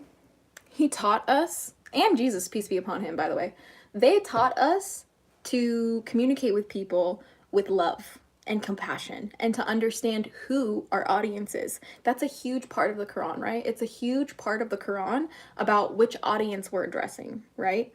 And when we talk to certain people, it does not matter what we say to them. It is their hearts that are blind, right? I am literally not here to debate historical facts on the channel. That's not what we do here, okay?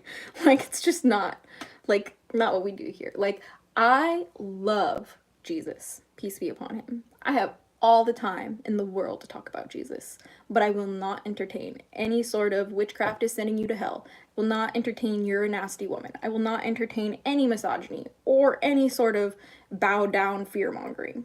Ew. Ew. So yeah, there's that, by the way. You tell him. Hell yeah. Hell yeah, Ebby Martini, welcome to your daily dose of Dragon Feather. Azura, what's your profession, by the way? Since you asked, let me show you. So I work in celebrity media management and marketing here in LA. This is our recording studio. You asked for a room tour, by the way. So this is part 2 of the room tour. We have a crystal case here. This is the pyrite case. We have some amethysts here, some amethyst cathedrals here and here. This is the piano. We have this is like our mic stand. We don't have the mic in it right now, but that's the pop filter. of course, gotta have that acoustic guitar. We have the panels on the side here for the sound insulation. So when we record ourselves or our clients, you don't hear the echo. Here's the couch for our clients when they do work with us, and a little air filter and a plane because my fiance is obsessed with planes. And then here's some more of the panels, little side tables. And then this is the office space. This is where my fiance and I like make our music and help our peoples. Amethyst is a personal fave of mine. Yay! Oh my gosh, that's amazing. Let me show you, okay? Here, let me show you guys. My fiance is still sleeping, so I don't want to wake him up. But like these are our amethyst wings. If you love amethyst, hold on. I look like a butterfly when I am standing in front of it. Yay! I have wings. Okay, back to the studio so I don't wake up my fiance. I don't want him to like get woken up to the stream.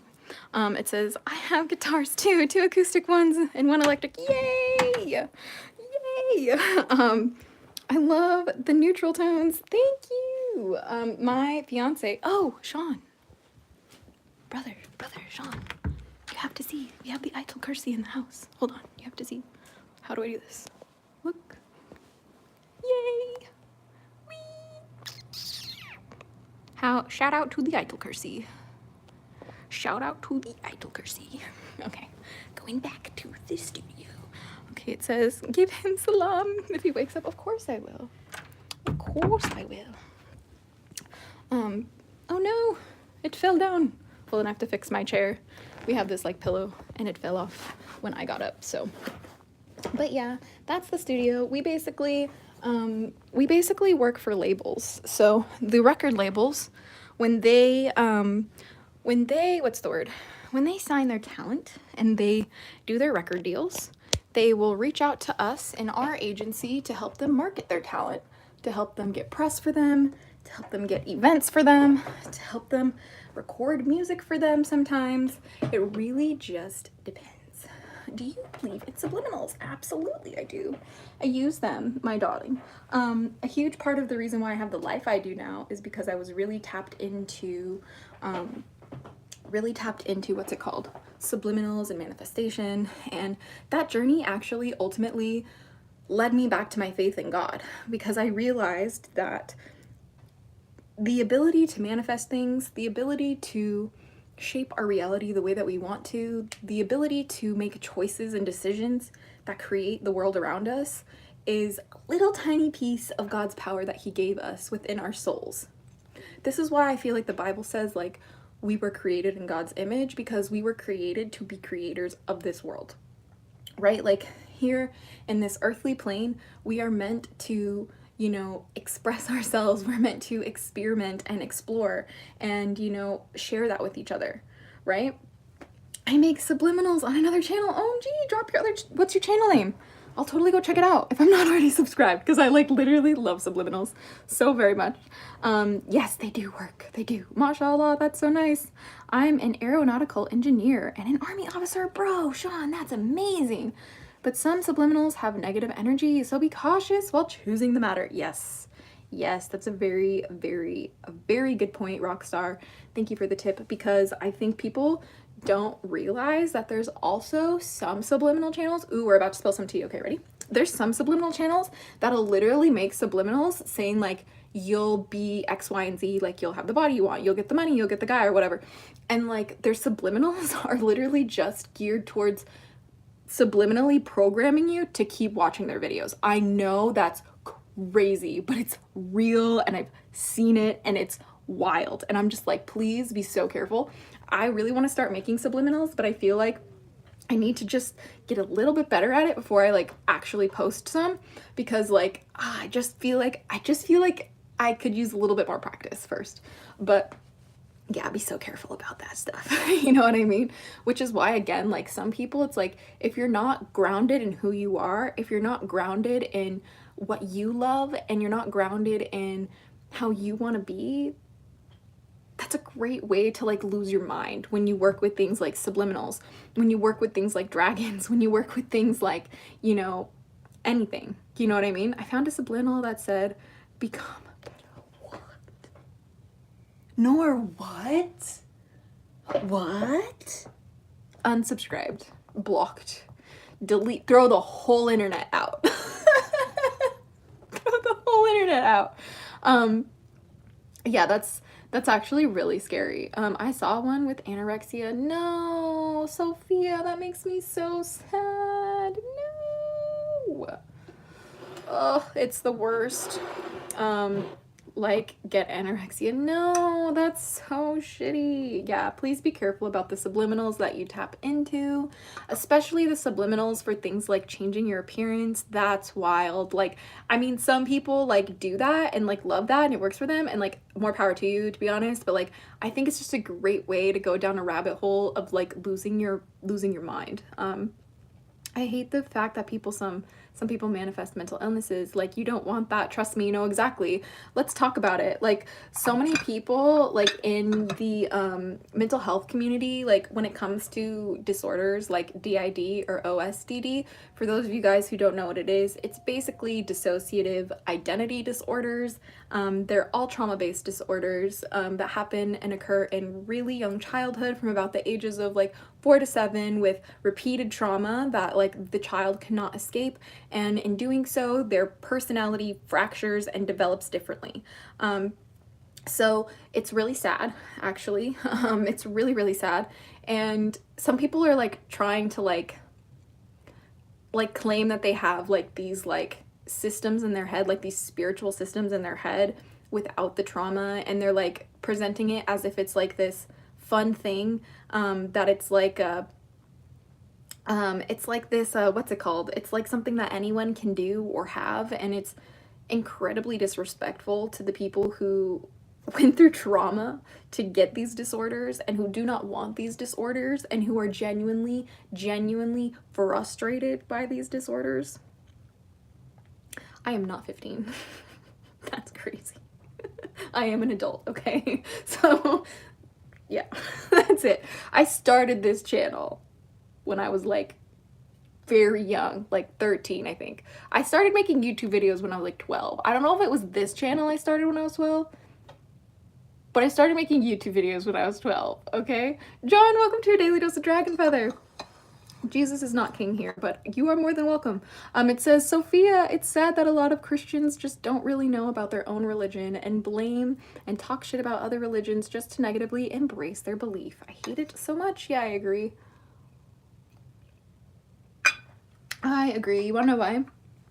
Because like, it's really not that serious, you know what I mean? Like, some of these people are more concerned with being right than actually like helping people, you know? Who is king here? God is king. Last time I checked, actually. He is the one and only king. Yeah, that's the one. Not for everybody though. We like to talk about everybody's perspectives here on this channel. Hey, hi, hello. I'm AZURA Dragonfeather, the Draconic Priestess. I'm a witch who believes in God and have been working with dragons for many years, actually. So we just want to open a space where we talk about the intersection of all religions, all faith-based practices and spiritualities. So totally, it says, yes, no, that's so sad, reject modernity, embrace masculinity. Wait, where are you coming from? Are you drinking tea? So this is rose milk tea. Technically, yes, it's tea. This one, I have a lot of drinks on my table right now because we did a little breakfast earlier. This one is coffee. We love the coffee. And then we have water. I don't think we sipped the water yet, but shout out to the Hello Kitty Halloween mug, because, or the tumbler, it's a tumbler, but yeah. What's a man to a king? What's a king to a god? What's a god to a non-believer? Interesting. I like this. Very interesting. I remember being a kid watching your channel way back on my old YouTube. Oh my god, Evie, that's crazy. Thank you for supporting me for so long. I love Hello Kitty. Same. It's an addiction. I'm addicted to Hello Kitty bags. I will be making a video about it. Not on this channel. I'm working on making a second channel that's like not religious, not spiritual, for my mental health, okay? You have to understand. You have to understand, okay?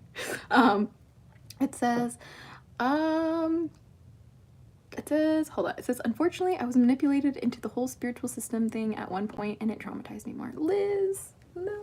I'm so sorry to hear that. I hope you are doing better now, okay?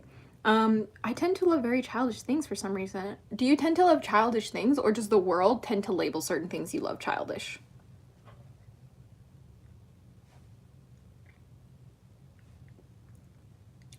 Question. It's just a question. I don't know. I don't know the answer. It's just a question, right?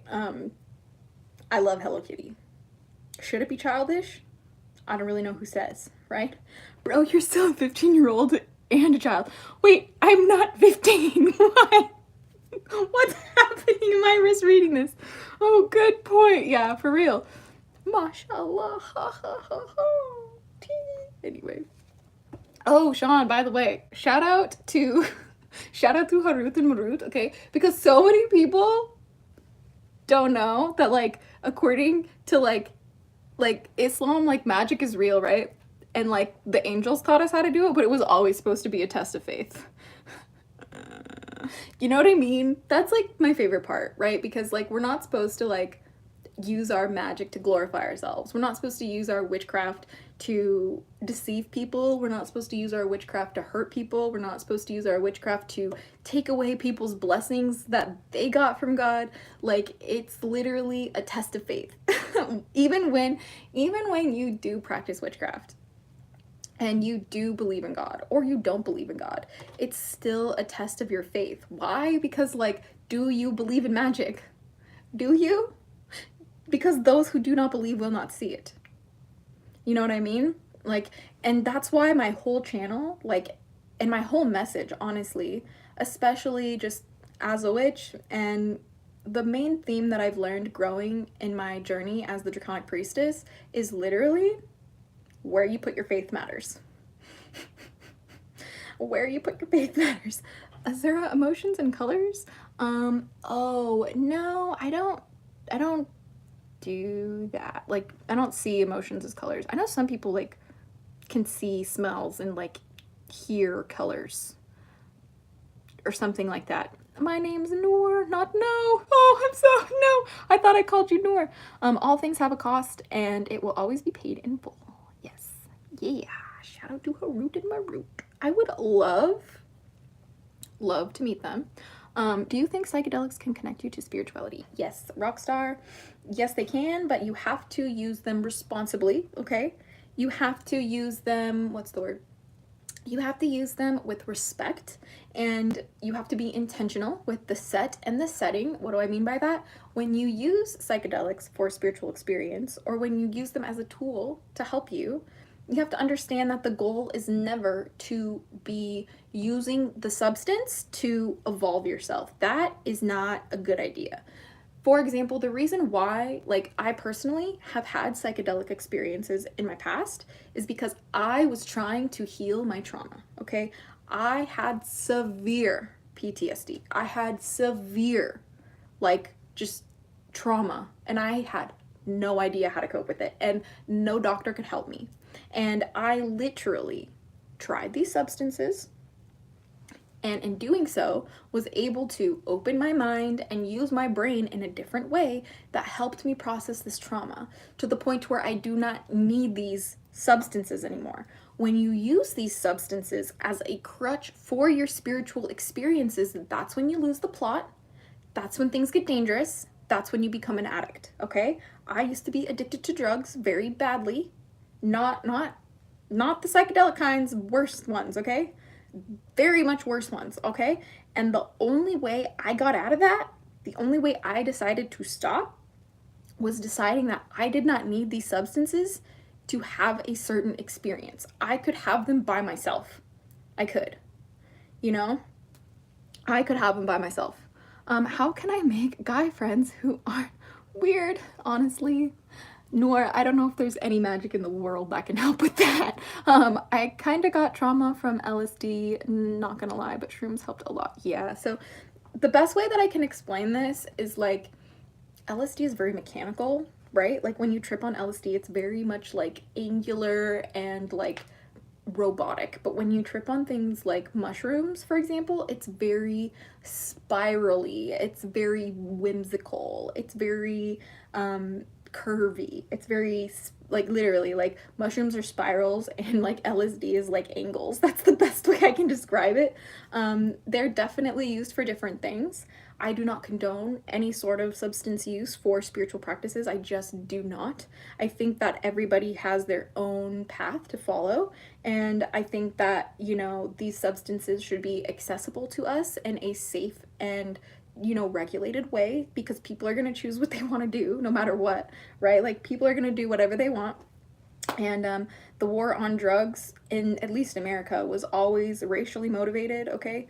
So it's a racist thing, right? So we have to understand that, like, in our personal spiritual practices, before we do things like substances to help us with our spiritual experience, we have to ask ourselves and be really, really honest about why we're doing these things. We have to be really, really honest with ourselves about what the point is and what the purpose is and what the ideal takeaway is, right? So I don't do these substances anymore. I would love to try DMT one day. My dragon guardians tell me today is not that day, tomorrow's not looking good either, but I literally just have to keep going one step at a time. You know? You are like a free online therapist, LOL. Rockstar, I really appreciate that. I try so hard to just share what I've had to learn the hard way, because I couldn't find this in therapy. Like, I couldn't find this in, you know, any textbook. I couldn't find this in, honestly, like, anywhere but inside my own heart and my own experience. And I just want to let people know that, like, you don't have to be the way the world wants you to be. Like, you get to be your own geeky, cheeky, and freaky self, regardless of what anyone says that you have to be. And for me, in my practice, I have never been supported. And, like, in real life, I've never been supported in anything I believe in anything I wanted to study, in anything I was passionate about when it came to theology, or when it came to religion, or spirituality, or faith. It was always, always, always, always, always ridiculed, made fun of, told I was evil. The list goes on. But guess what? That's why I made this channel, because I didn't have anyone else to talk to about it. I needed to share my ideas. I needed to find my people who believed dragons were real, why are dragons in all mythologies throughout the world? How do all of these mythologies, how do all of these religions, how do all of these faiths intersect? You know? No, bro, stay away from guys. They're always gonna fall for their lust emotion. Run! Run away! Yeah, honestly, I'm not trying to be rude, but, like, being friends with men is not it.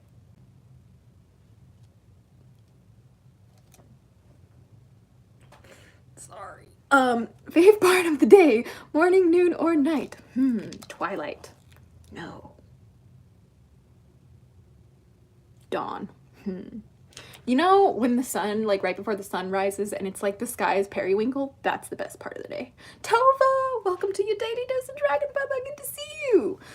Your ability to be an individual is a byproduct of a successful capitalist nation. Primitive people didn't have this luxury. You had to fulfill your role. Yeah, we're not in the past anymore. We have evolved past the need of fulfilling roles for the community to survive. That's the thing, right? Like, what are adversary dragons? Gabriel Hoffman, welcome to your daily dose of Dragonfeather. Adversary dragons are a little bit different to everybody, okay? They are, but the ones the ones that I work with anyway, the adversary dragons that we connect with to help us are the ones that we use to face things like adversary. We call upon the adversary dragons to help us induce, like, intentional conflict, right? Like, I am not going to allow myself to, like, not stand up for myself and then let it fester and then blow up on people. That is not a good way of handling conflict. Instead, I work with the adversary dragons to help motivate me to speak up and stand for myself when I don't like the way I'm being treated, for example, or when I don't like the way other people are being treated. You know? I'm like, no. Also, when I'm going through conflict, I call upon the adversary dragons to kind of help me navigate that. You know? You should definitely start ASMR therapy thing. You're so mesmerizing. Oh, I've really been thinking about doing a ASMR channel. So I'm thinking about it. Is Leviathan an adversary dragon? I mean, I think maybe some would consider him an adversary dragon. I personally resonate with him being more of like an abyssal dragon. I work with Leviathan as an abyssal dragon, but that's just my personal perspective. Like I said, I think like anyone can do that, you know what I mean? You don't need their help. You can do it by yourself. Who are you talking about? Are you saying I don't need therapist? I definitely need a therapist. I cannot do it by myself. Okay, Alex, I've been watching your videos since 2019 and I'm a guy. Should I unsubscribe? No, Alex, of course not. I'm just saying, like, you know, like, the thing is, well, I mean, you can unsubscribe if you want. That's totally actually your decision, right? But, like, I'm just saying, like, in my personal experience with, like, having, like, male friendships, it has never worked out. Ever, actually. The only time that, like, I have had, like, guy friends is, like, through my fiance. I don't know. What's the difference between Dragonkin and Dragon Soul? Gabriel Hoffman asking the real questions. Let's talk about it through language. That's my favorite thing. So let's break down Dragonkin. What does that mean? Dragon, obviously dragon, the mythical creature, and kin, okay? Kin means like family, or have you heard the term next of kin? Like it means of the dragons or related to the dragons, right? Next to the dragons. And that means that dragonkin are people who identify more closely with being dragon than they do with being human, right? They believe that they are dragons having a human experience. Sometimes they believe that they are more more draconic mentally, or their behaviors are more dragon-like, or their desires are more dragon-like, or the way they express themselves is like more dragon-like, rather than they believe they have like the spirit of a dragon, right? So a dragon soul, let's break down the language. So dragon, again, the mythical creature, and soul, which is like your spiritual essence, or, you know, your consciousness, or, you know, whatever that might be for you. Everybody kind of has their own definition of a soul, right? So a dragon soul is simply somebody who identifies as human, but they are trying to anchor in their draconic higher self into this reality, or they're trying to embody their draconic essence as much as possible. Some would say that dragonkin are born and not created, and some would say dragon souls are created, not born, but also some people would disagree with that, right? Like some people would say that they were born dragon soul and they were born dragonkin as well. They're just a little different. And of course there's overlap too, right? So like dragonkin will experience the phenomenon called shifting, right? So for example, phantom shifting is like when I feel like I have like wings that don't exist, or like horns that don't exist, and I like physically feel them in a way. It's like how, like, it's called phantom shifting based off of like phantom limb syndrome, in the sense that like it feels like we have these limbs that don't exist, and it genuinely stresses like us out. Like when we're dragonkin or like any sort of kin type, it usually stresses us out. And then the dragon souls, they don't really experience shifting like that. It's more so about the path of like becoming a dragon, in the sense of like it's almost like very much tied to like draconianism. Not all dragon souls are draconians though, so please let me just like make that very clear. It's just important for people to understand that like there is overlap, but like if we just break it down through like what the actual language means, it's like that's how we kind of understand like the difference, if that makes sense. But anyway, Jesus was a magician. Yes, he was. Lucky number 26. Family name is Scales, so yeah, full dragon here. That's so cool. Oh, I already answered that. But yeah, I want to start yoga, but I know I will probably stop or something, because it always happens. I don't know why. I try to stay productive, but I can't help. So like, here's the thing. Especially if you're like neurodivergent, sometimes staying like regularly on a schedule is like genuinely not always the best option. And it's about having like, you know, an ability to have like a high like energy day, like a low energy day, and like a medium energy day, and knowing how to like work with yourself in advance to have like certain types of, certain types of, you know, coping mechanisms. Like when I have a low like energy day, like it's easier for me to just kind of like jump on stream really quickly, so I don't have to like really edit any content, and like so I can just like still like hang out with you guys. But when I'm like having a high energy day, that's when I'm gonna film my YouTube videos, and that's when I'm gonna edit them, and like that's when I'm gonna take time to like mass film content, because like I have that energy, right? Like, and when it comes to things like yoga, You know, sometimes maybe yoga is going to be like a high energy day for you. But when you're having a low energy day, maybe you can just focus on your stretching. You can just focus on your breath work. You can focus on, you know, meditation. These things like really enable us to not shame ourselves for not being able to stay consistent. Like, you're not going to shame your way to becoming healthy. Please don't forget that. You know, Gabriel EXE has stopped working because he didn't understand what you just said. What about the Dragonkin stuff? Please let me know. Please let me know. Agree. Yeah, exactly. It's just like really, what's the word? You know, the best way I could say is like Dragonkin are family of the dragons, and the dragon souls are like the essence of dragons.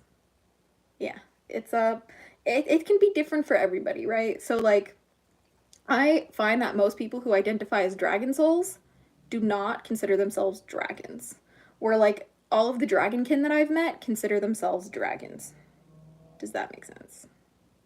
I hope that makes sense.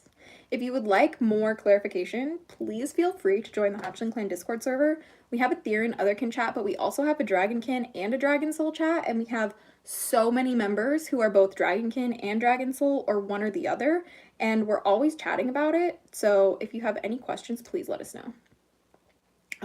It says, I'm a wolf Theron personally for your Otherkin tie-in. LOL. That's amazing, Toba. Hell yeah. We love the wolf Therons over here. Some of my very first like kin friends were wolf Therons. So yeah, shout out to you guys who encouraged me to make content about being dragonkin, because if it wasn't for you, bestie, I don't know if I ever would have. Not gonna lie. It says, difference between dragon and Alice, is it only male female difference, or is there something else? Huh? I'm confused. I'm gonna do my best. Dragons are gender fluid. Because gender is very much a human construct. It's very much a physical earth plane reality type of construct, and dragons are just shapeshifters, right? Like, dragons can shapeshift into whatever they want, into however they want to look or present themselves to you. The way that we view dragons and the elements that they express themselves in, the colors that they have, the features that they have, is always for us to interpret them. Always for us to interpret them. Okay? And they can always change, right? So like, some of my dragons will pretty much only present themselves to me as like masculine energy, but sometimes they shift, right? So like Pickle Chips, my celestial dragon guardian, he mostly presents himself as a guy, but like sometimes he comes through as like mad female energy. So it just really depends. Just really depends. Can dragons lay eggs, and what is an egg? That's a great question, Michelle. Dragons can. Here's the thing. So when it comes to like earthly dragons, like Komodo dragons, yes, those ones lay eggs. But if you're talking about like spiritual dragons, the dragon guardians tell me that like dragon eggs are forged in magic. They don't have sex to create them. They literally put their magic together. Either one dragon or multiple dragons will put their magic together to create a dragon egg, and the dragon egg will hatch whenever it's ready. Okay? Pickle Chips. Do you think lycanthropy was a real curse? No, we don't, Gabriel. No, we do not. Do you think dragons used to live on Earth? If they did, then when did they have genders, or was it gender fluid? And why don't they live on Earth anymore? Sophia asking the best questions. I think dragons still live on the Earth. In the reptilian sense, I think that birds are air dragons. I think that this is a hot take. I think birds are air dragons. I think fish are water dragons. I think literal lizards are earth dragons. So I also think that the earth itself is a giant dragon egg. I feel like the solar system is a giant dragon nest, and all the planets are different eggs. And one of the signs of the end of times is that the earth will actually hatch, and the beast that comes out of the earth will be a dragon. This is just what my dragon guardians have told me growing up, and the visions that I get when I do meditations. And I believe that the dragons, like in the spiritual sense, right? Like the ones that we work with in a spiritual sense, not like the animal versions. I believe that they were keepers of this reality at one point in time, but it's a mystery, and I feel like a lot of it was lost with the burning of Alexandria, the Library of Alexandria. The Dragon Guardians told me that that's where most of their wisdom was destroyed or taken underground, if you will, or it was like raided or whatever. But there's just so much to unpack, honestly. It's really kind of like, I could probably talk about it forever. I could just imagine somewhere there's a dragon in disguise or an animal or a person and you would never know it. Hi. Hi. Yeah. Big ups for Tartaria mention. Hell yeah, we love the Tartaria. They lived when Tartaria existed among many other creatures. Oh yeah, I wouldn't be surprised. I wouldn't be surprised. But it's just kind of anyone, you know? You know, we really never know. There have been many resets of our planet. Yes, my dear friend, there certainly has been. Off the topic, but what y'all think about new How to Train Your Dragon trailer? Yes, I absolutely haven't seen all of it. I really want to make like a reaction video to it to my channel, and I think I might just have to do that because like I love How to Train Your Dragon. Gonna watch the shit out of that. And we're gonna review it on the channel, okay? We love all the dragon media. But anyway, okay, love that. Earth as an egg, that whole thing you just said, hell yeah, Evie. The only reason why like I have this theory is simply my work with the dragons. When I do my meditations with the dragons, they tell me that the stars, like the sun, are dragon fire that they put at the center of the dragon nests, which are solar systems, and that's how they keep the nest warm. And the supernova of the dragon, excuse me, the supernova of like the stars that destroy the solar systems, that's just them running their course and the dragons hatched and they're great. Like, I personally believe all dragons are celestial beings, and this is kind of why I believe that. Have you seen the musical movie Wicked? Loved it so much. I have not seen it, actually. I have not. But I have been told that I should make a review about the magic in it and to like talk about the magic in it. So I'm very curious. I'm very curious about the witchcraft in it. So I will definitely have to take a look, but I'm not feeling any inclination to buy that movie to watch it. So I'm just kind of waiting for it. Do you think Earth is flat and we live under a dome? Firmament. Sky is a giant cupola. Okay, so you know what's funny? Solo leveling. My dragon guardian, Pickle Chips, the celestial one, likes to troll me. We've talked about this before on the channel, but Pickle Chips tells me that it's actually both. Okay. I don't know why I'm talking about this. We're opening the can of worms. So and I don't know if my dragon guardian's trolling me when I tell you this, okay? I don't know, okay? I'm just gonna preference this. This whole video is for entertainment purposes only, truly. It says, they literally tell me that both are correct, okay?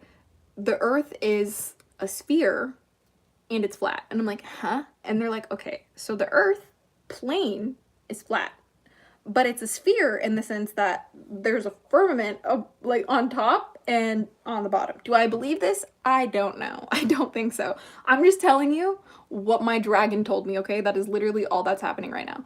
And they say that the bottom part of it, right? The bottom part of the firmament is the underworld with the water, okay? And the top part is like where we are with the air and on the land, living our best lives, okay? Do I know? No. Pickle Chips gives me a visual of the Tree of Yggdrasil from Norse mythology when I ask him what Earth is. It's wild. I don't know. The answer is like genuinely just, I genuinely don't know. But like I would have to say that it looks like a sphere when I'm in a plane. I mean, I've never been outside of the atmosphere, so I don't know 110%. But there is that. You know, there is that. So I do think, okay, so I don't want to end this stream just yet, but I do have to run to the bathroom. I know that's annoying. I will be back in like 5 seconds. Top 3 dragon Pokemon go. Okay, before I go to the bathroom, I'm going to give you guys my top 3 dragon Pokemon. And they're not technically dragons, okay? So we got Lugia. That is a fucking dragon. Okay, next. We have Charizard. Shiny Charizard. Mega Y. That is my favorite dragon Pokemon. Period. And then last but not least, Shiny Rayquaza.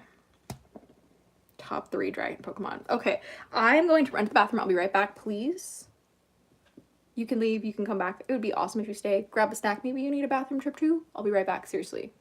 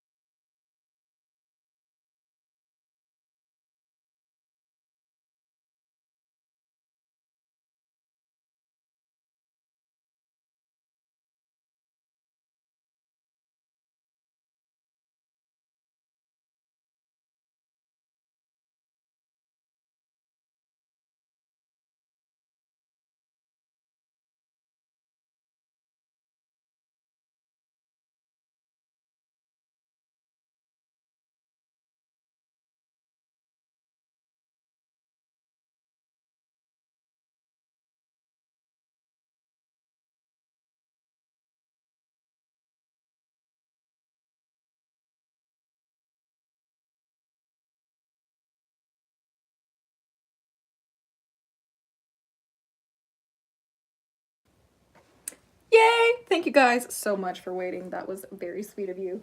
I have returned from beyond the beyond. I'm gonna catch up with this chat and then we will jump right back into it, my dears. Right back into it. All right, it says, let's see.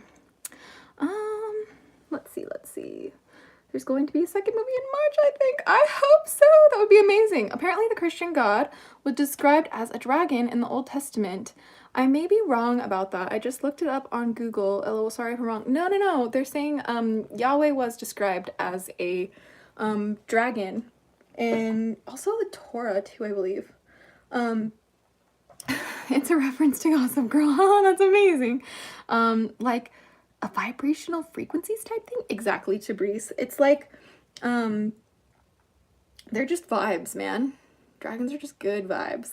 That's the best way to describe it, to be honest. But we have to take some of this coffee. We do. It's very, very much required. Hey, David! So good to see you! Welcome to your daily dose of Dragonfeather. Oh my goodness. We're drinking the coffee. We are. We have been really getting into it today, though. Talking about all these things, right? But, like, trust me. If you were to go to breakfast with me, this is what we would talk about. Okay? Tara, ooh, loving the heart-shaped mug. Yes! I love it. It is the best. This is my favorite. My fiance got it for me, and I'm just like, oh, he knows me so well. Why does it come with a little heart-shaped plate? What is it doing? What is it doing? It's so cute. I don't know what to do. I don't know what to do. I am peeking at your rock display. I'll show you, David. The crystals in here are my fiance's. So these are the crystals of Adil. Oh, by the way, we have these like really cool pyrite cubes. He has these right by his thing. Hi, I'm a YouTube moderator. I'm just making sure that everything is going all right today.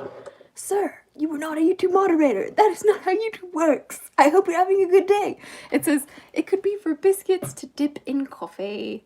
Dude, I love it. It's so cute. Heart-shaped plate for a heart-shaped cookies. LOL. Yes. Could you imagine? Oh my god. But anyway, check out these crystals, guys. Check them out. We have the pyrite case over here, which is the pyrite sun, regular pyrite, and then just some raw pyrites. The amethyst clusters. We also have this amethyst cathedral and the matching one here. We got the giant sphere collection, okay? That rose quartz weighs more than I do, and that is a giant clear quartz point. What do I do with that? I can't even lift it up. I don't even know why we have it. I don't know how we got here, but we did. We just really love crystals, okay? Shout out to crystals in the chat. So many people think so cheap. Yes, thank you. My fiance has an addiction to collecting giant crystals, like literally giant crystals, but I like collecting eggs, okay? This is my friend. I desperately need the amethyst wings you showed earlier. Yeah, they were my favorites. My fiance got that for us as like a surprise, like housewarming gift when we moved in, and I'm obsessed. 10 out of 10 recommend it. 10 out of 10. We love amethyst. What did I miss? Not much. I just ran to the bathroom. That's all you missed. Like I just ran to the bathroom and then came back and started showing off the crystals again. But oh yeah, this is one of my fiance's like coolest pieces. This is pyrite. Hold on, let me get you guys some better lighting. This is pyrite, and it has like clear quartz points in it, you see? But then there's like these like darker colored, like almost like hexagonal type of shapes. That's called galena. And like here you can see like the actual pyrite cube, right? So here's the pyrite cube, but then it's like with the clear quartz and the galena all at once. It's actually, this is an insane piece. It's one of his, like my fiance's favorite crystal is pyrite, so he's a lot of pyrite, like a lot of pyrite. But I love this piece. It's like, I get lost in this piece all the time, all the time. We have so many here on this table too. Here's another one of his pyrites. It's like super sparkly on the bottom too. I don't know what the white crystal is on this. It looks almost like aquamarine, which is insane. But I can't say for sure. I couldn't say for sure. How do you deal with negative people and their opinions, trauma caused in childhood? I'm 19 years old, and I still today feel their feelings are haunting me, even though I have cut them off from my life. Sabu, it's really just like a daily practice, and also having so much mercy and graciousness to yourself. It's all about, it's like all about truly like allowing yourself to feel their feelings sometimes, and knowing that they're not your feelings, and knowing that because you struggle with these things, it doesn't mean that you're like not progressing. It just means that you're human. Like I will still to this day think about things that were said to me when I was a little girl, and they really make it hard for me to kind of like show up sometimes. Fully transparent. It makes it hard for me to talk about what I love, and I get judged a lot, you know? There's a lot of people who make content about me and just say horrible things about me, and they don't know me, and it's really difficult sometimes, especially when other people might listen. But the whole entire point is knowing who you are, and knowing how you want to show up in the world, and knowing that no matter what you've been through, you always got your back, and like you're always going to be there to take care of you, and that's how I function. You know what I mean? I want to bite into those chunky crystals. They look crunchy. I wish they were edible. Yeah, this one would taste like white chocolate with like lemon. I have a feeling. Like white chocolate with lemon. Do you know what I mean? Do you know what I mean? I'll cyberbully, then give me their names. You're so funny. You guys are so silly. But yeah, guys, like, it's just like try not to let people's like opinions get to you so much, because the truth is like anything that anyone ever says to you is always going to be a projection of who they are on the inside onto you. We talked about this a little bit earlier, which is why like I just really like to remind people like no one can judge you and you can't really judge anyone else, because like you don't even know them and you don't even know yourself. Like the whole entire point is to like know thyself so you can kind of start to get this a little bit. You know what I mean? Like nobody ever will be able to accurately give a read on me. Just like no one will ever be able to accurately give a read on you. And that's because the only one who can truly read you is like God, your creator, in my personal experience, right? Or maybe the universe, or whatever that looks like to you, right? Maybe it's your guardians, maybe it's your, you know, ancestors, whatever that looks like to you. But like, it's just like not, it's just like not that serious, you know? Like why do we gotta like debate each other like who is right and who is wrong when it comes to like religion or when it comes to faith? Like if you experienced it, it was real for you. Not up for debate. Not up for debate, actually. You know, the mirror effect. Exactly. Exactly. So serious.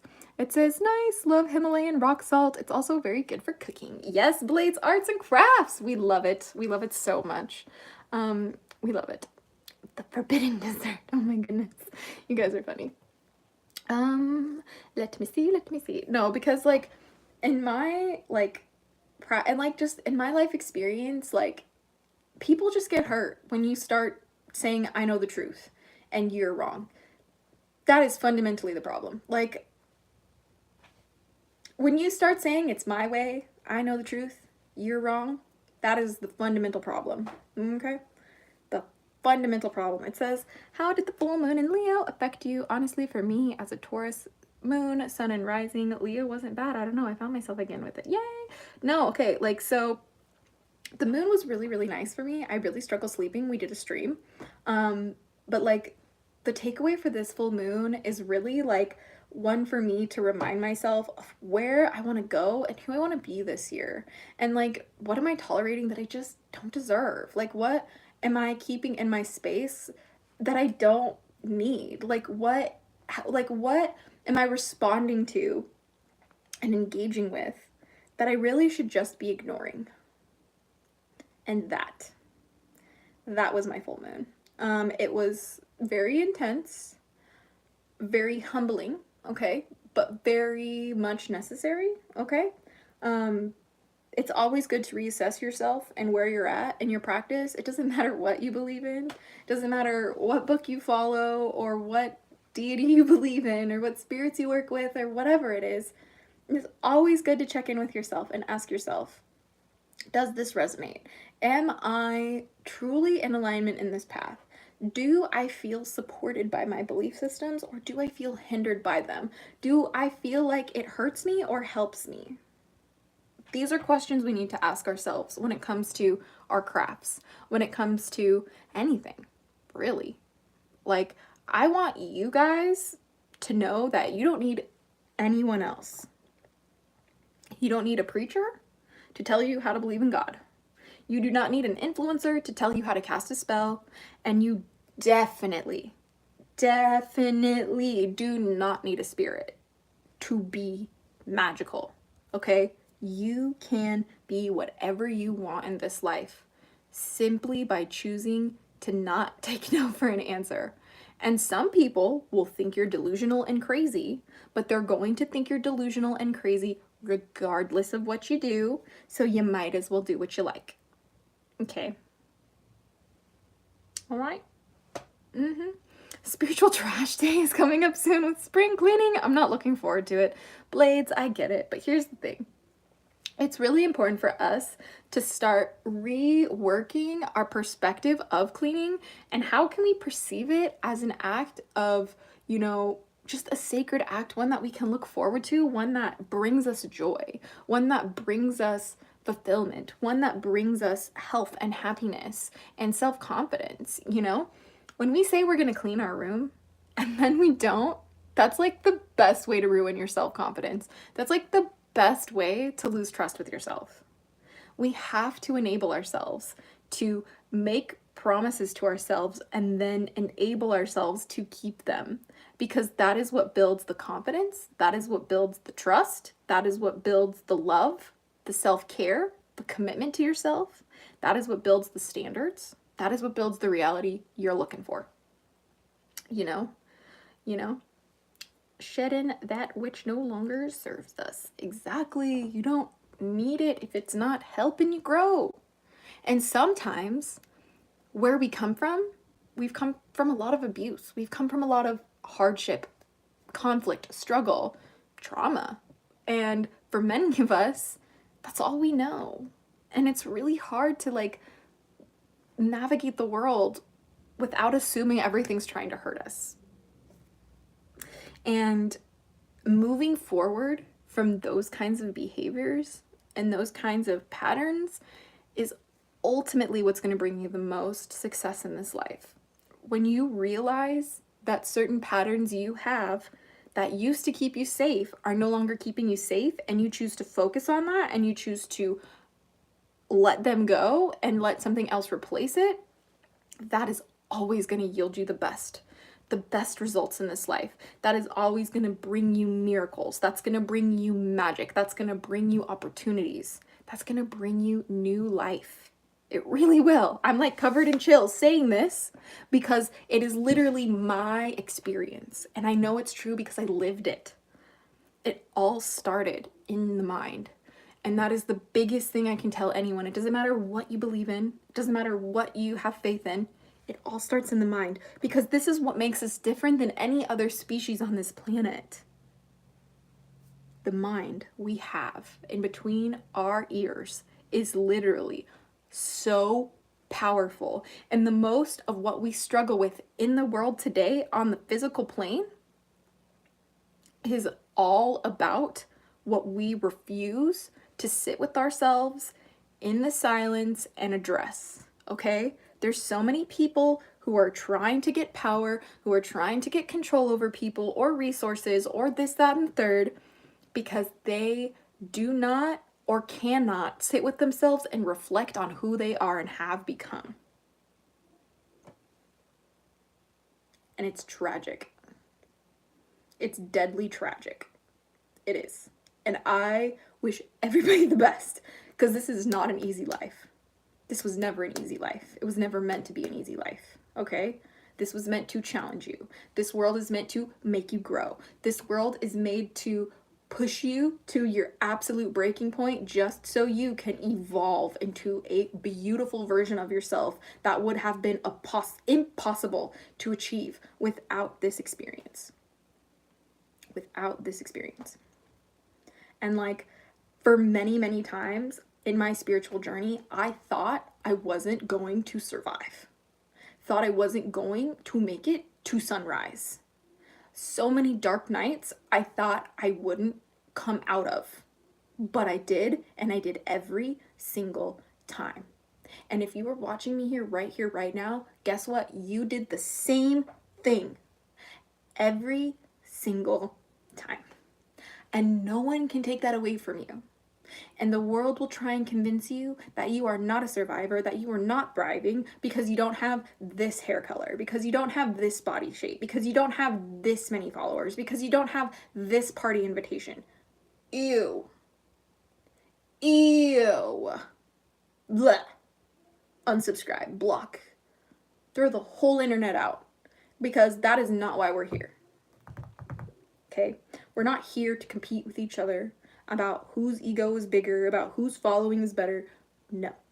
We are here to simply experience life. We are here to simply explore this reality for a time until we all die. The end. It's really, that's it. Pain brings strength and fear fuels the faith. For some people, you know? Yes, we walk with so much more surely in ourselves When we know we can rely on ourselves and keep our promises to ourselves, it changes your life. How do you say your name? Kamalani? Kamalani, exactly. Exactly. It says, for me, I found myself again this full moon because if you know about the multiple earthquakes in Santorini and Mogoros, they kind of stopped. I just so stressed because of them and couldn't sleep. I'm in Naxos. I'm not too familiar with that. I identify as a potato. Ahmed, welcome your little potato ass to your daily dose of dragon feather. Hope you're baked. Anyway, Sophia, I want to let you know something. When it comes to like just everything around the world, you know, like the earthquakes and the full moons and all of this, it's about how we tune in, right? And like I feel like this is why like I too have found myself this full moon again, because it's like I tuned in differently to myself and I tuned in differently to the world around me, and I left my judgment of how things should be, or maybe not judgment, I left my expectations at the door.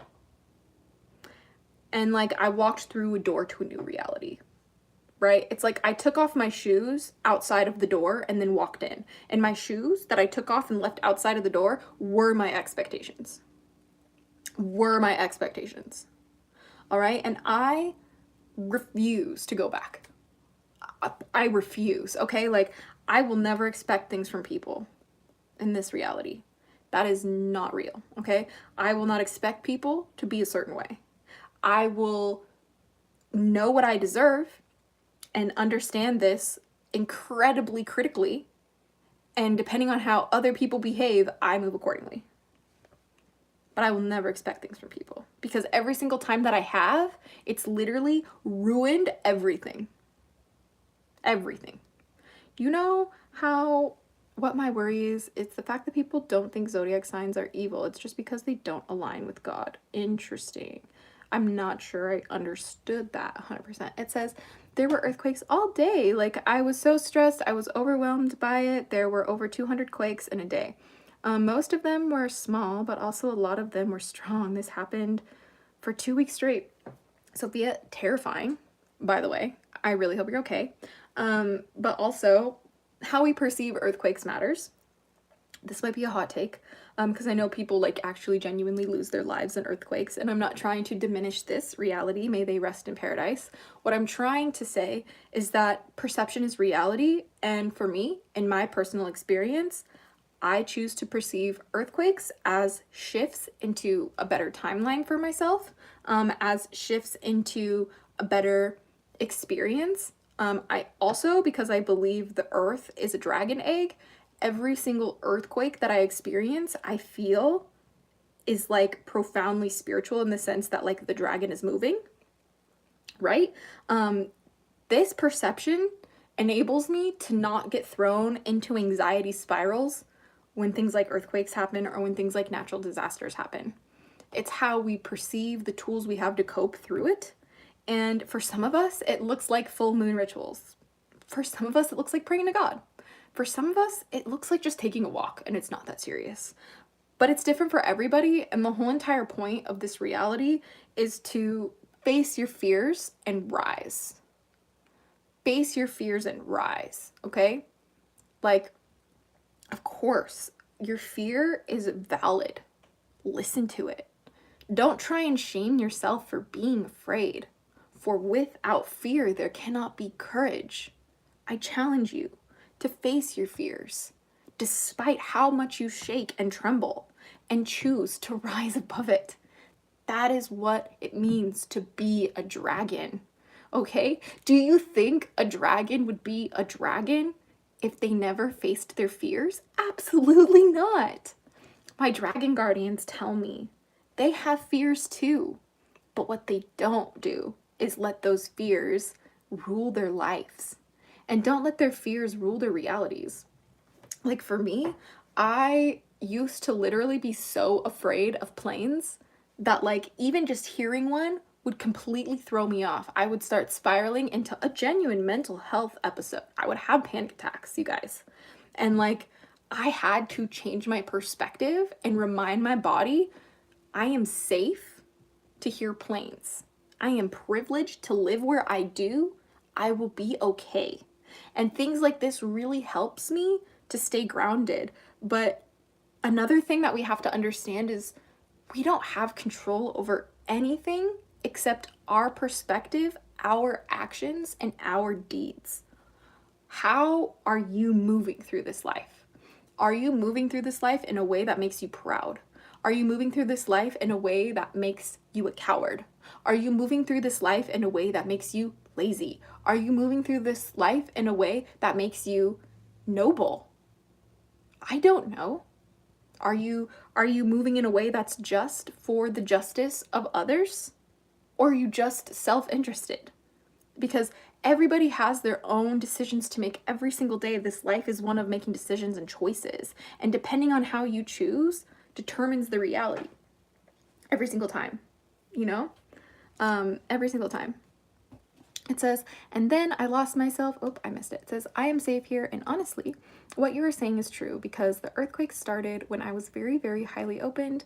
My crown chakra was healing. Now I kind of have to restart. But yeah, and then I lost myself because of it. Now I'm starting slowly again. It's just one thing at a time, you know? Just one thing at a time. And it's about not taking things too seriously. Like, people are gonna say whatever they want about you. Like, who gives a shit? Like, I don't give a shit. Like, honestly, either should you. Because, like, life is short. We're all promised death. And we're just here for a good time, not a long time. Like, our lives are so insignificant in the grand scheme of things. You better enjoy that tea while you can. Like, you better enjoy those beliefs while you can. You better explore the magic of being alive while you can. Because it won't last. And it's so short. You're not gonna realize how short it is until you're on your deathbed. Thank you. Thank you. I'm just here to remind you to start living. However that looks. Like, I don't care if you believe Jesus is king. I don't care if you're Muslim. I don't care if you're atheist. I don't care if you're a witch. I don't care about any of it, okay? I need you to start living today, okay? I need you to decide that I am not going to let my fears rule my day. I'm not going to let the past determine my future. I'm not going to let people's opinions of me determine how I show up in this world. I determine how I show up in this world. And I'm going to show up the way that I want to because this life is short and I don't have much time. I'm going to literally jump in, dive in, and not look back. Good morning, Archdragon. Welcome to your daily dose of Dragonfeather. I'm sorry. What do you genuinely believe in? Like, what do you think is happening? What's your theories? Dun, dun, dun, dun, dun. Potato had a question. Okay, good question. Thank you for asking. I am a Draconic witch, so I'm just a girl who follows her dragons, but I also believe in God, and this really glitches people's brains. I don't know why. I believe all religions are real.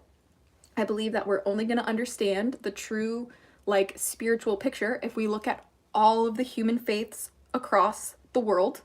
They all have a piece of the puzzle, and I like to create a space where anyone of any religion, any faith, any spiritual practice can come here to the channel and have a chat, because that's where we all realize we're human together, right? It has nothing to do with who's right and who's wrong, and has everything to do with what was your experience like. I would love to know. That's it.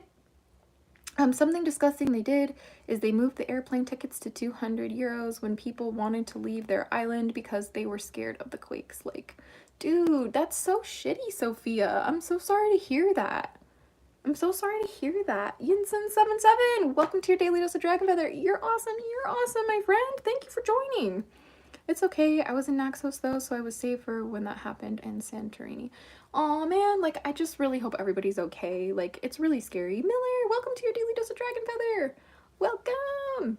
Welcome. But, like, again, like, life happens.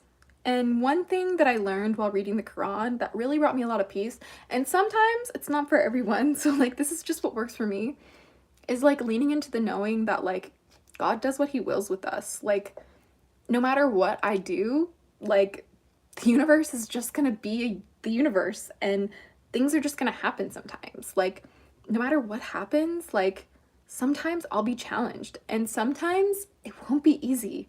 And knowing that it's not a reflection of my value, or not a reflection of my success, or not a reflection of, you know, what I can offer this world, that is the point, right? Like, the point is to allow myself to experience the ups and the downs, right? Like, the whole point about being a witch is understanding how to navigate the unknown, is learning about the hidden secrets of the world and sharing that with people in a way that uplifts them, that heals them, that helps them just rise, you know? So anyway, cheers, everyone is safe, yay! Dude, so happy to hear that. Are there good witch practices? Sorry if this sounds rude, I'm just trying to learn more. This is a general question. Maddie, thank you for your question. Welcome to your daily dose of Dragonfeather. There are many good witch practices, just like there are many bad witch practices, just like there's many good Christian practices, and very many bad Christian practices, just like there's good Muslim practices and bad Muslim practices. There's all and everything, right? Like, it's about the polarity of this reality. You know, it's about basically, you know, who are you? How do you use it, right? Like, how do you literally use your magic? How do you use your craft? Do you use it to help people? To help only yourself at the expense of others? Do you use it to protect what's precious? Or do you use it to elevate yourself in a deceptive way? Do you use your witchcraft to hurt people without cause? Or do you use your witchcraft to defend yours and your own? You know? It really just depends. It really just depends. It does. You were ignored. What do you mean? I've been talking to you the whole time, Potato. The whole time, Potato.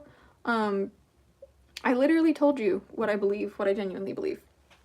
If you missed it, don't forget to watch the playback of the live. It says, that's kind of taught me to be so grateful. I have never been more grateful about I am safe and have not worried about my own safety like in a lot of countries or threatened lives. Yeah, no, I get you. Like, it's a very big privilege to allow yourself to feel safe no matter what. That is something that not everybody has access to, okay? And I think that we first need to talk about that and how, like, feeling safety and feeling secure and feeling your needs met enough to do things like manifestation, to do things like, you know, moving forward in your life, making your dreams come true, 110% a privilege, right? So many people don't even have clean water. Why does Flint, Michigan not have clean water? Do you know what I mean? You know, you can just send me your message again, by the way. It says, I realized people with strong perspectives and beliefs talk a lot rather than listen more. Well, EMT, I literally jump on this channel just to talk. I do the listening everywhere else. This is like my video diary, right? Like, I'm not here to listen to anyone. I'm here to report what I've learned. That's it. You know, if you like it, subscribe. If not, just scroll. We're gonna be fine either way. You have a beautiful aura. Your mission is on the North American continent, bringing love and cosmic awareness to the people of the region. And Brazil can be a beautiful study for your mission there. Yes, I love Brazil. So much magic in Brazil, like, for real. Daily reminder to free Palestine, free Palestine, free Palestine. Do. Yeah, for fucking seriously. How long have I been saying this? It's insane. Okay, anyway. But yeah, it's like, it's more than just North America, my love. I literally, my videos reach people from all over the world. Like, I'm just here to remind as many people as I can to be your geeky, cheeky, and freaky self, to stop judging other people and start judging how you show up in your world. Do you like your life? Do you like who you are? Do you like your practices? What do you have in your power to change it if the answer is no, right? It all depends. Was fun watching and interacting. Have to go to work. Brightest blessings. Yay to Breeze. Have a good day at work. I hope you are doing so well. Thank you for joining the Daily Dose of Dragonfeather. It's been a good one today, my friends. We have the egg. Woo! We have the egg. Sorry, it's fun to play with these. It's like a stem, right? I should probably not do that. Don't recommend throwing your crystals. I gotta hop off, but this was so healing to hear. I think I needed this today. Have a wonderful day. Hell yeah, Evie. I am wishing you the absolute best. Have a wonderful, wonderful day today, and we will see you soon. Hi, Azura. Are dragons figurative to you or literal? I'd love to hear why you believe in them. I've never seen anyone on a draconic path before. Peachy? Sparkle. Welcome to your daily dose of Dragonfeather. I believe in dragons in many different ways. It just really depends on what kind of dragon we're talking about. I do believe some dragons are literally real, but I do believe many are just symbolic, right? Like there's certain dragons, like dragon deities, for example, like Tiamat from ancient Mesopotamia, Babylon, Sumeria. She is an ancient dragon goddess of creation and chaos, and she is going to be real whether or not I believe in her or you believe in her, because she has cultural historical precedent. That means that people believed in this deity, people understood this deity, and it is written in the records of humanity. That is 110% a real dragon, in my opinion, right? Like literally a real dragon. Not like in the physical sense, right? Like it's not like these dragons don't like physically exist on this earth. The only one that I think might actually physically exist on this earth is Leviathan, and I would be more than happy to do a video about that one day. We should probably just deep dive into Leviathan one day on the channel. But like the whole entire point of what I'm trying to say is that like these dragons, I think very much could be real, in the sense like I think that the earth is a giant dragon egg, right? I think that earthquakes are the dragon inside shuffling around. You know, people can think I'm crazy for believing that, but you know, some people believe in a sky daddy who is the Father, the Son, and the Holy Spirit, and that's wild to me. But it works for some people, and that's totally cool. That's why we have the amazing life that we do. We get to choose what we believe in. It's amazing. Tiamat is a sea monster. Sea monster! Yeah. From Animalish, she is more than that though, right? Some people like to forget that she is celestial too. Like she existed before anything, right? Like she is literally in the Enuma Elish supposed to be the one who made the heavens and the earth when her body was slain, right? No weirder than flat earth or alien theories. No, like honestly, my spirit guide I found while transforming and healing is connected to lizards. Sorry, I had to. We love lizards though. We love lizards. So that's really cool. Like any particular kind of lizard, like bearded dragons or leopard geckos? What kind of lizards? Like the Hydra. Yes, as far as I'm concerned, Tiamat is a Hydra. In just my particular experience. But when it comes to working with things like dragon deities, like Tiamat, for example, it's critically imperative that we don't remove them from their cultural contexts, right? Like a lot of people will work with Tiamat or will work with like the deities from ancient Mesopotamia, ancient Sumeria, Babylon, things like that, and they'll just completely take them out of context and make them into their own thing, right? Lewis, welcome to your daily dose of Dragonfeather. And they will try and make them fit into their own boxes. And some people are actually like finding these deities like Leviathan and Tiamat, for example, through like things like video games, right? Like Dungeons and Dragons or Yu-Gi-Oh! Or things like this. And it's like, that's going to be such a watered down version, totally inaccurate of the deities, right? And so it's really, really, really important for us to just double check our studies, triple check our resources, and honestly just focus on those first. Like we want to focus on science first, then history, then mythology, before we do anything like anything like personal gnosis wise, right? Murdoch killed her and made a sky from their body because he was involved in genetic engineering. That is a wild take, my friend Solo. But again, the whole point about like these like mythological texts like the Enuma Elish or like the Quran or like the Bible or any of these things is that like they're never supposed to be taken literally.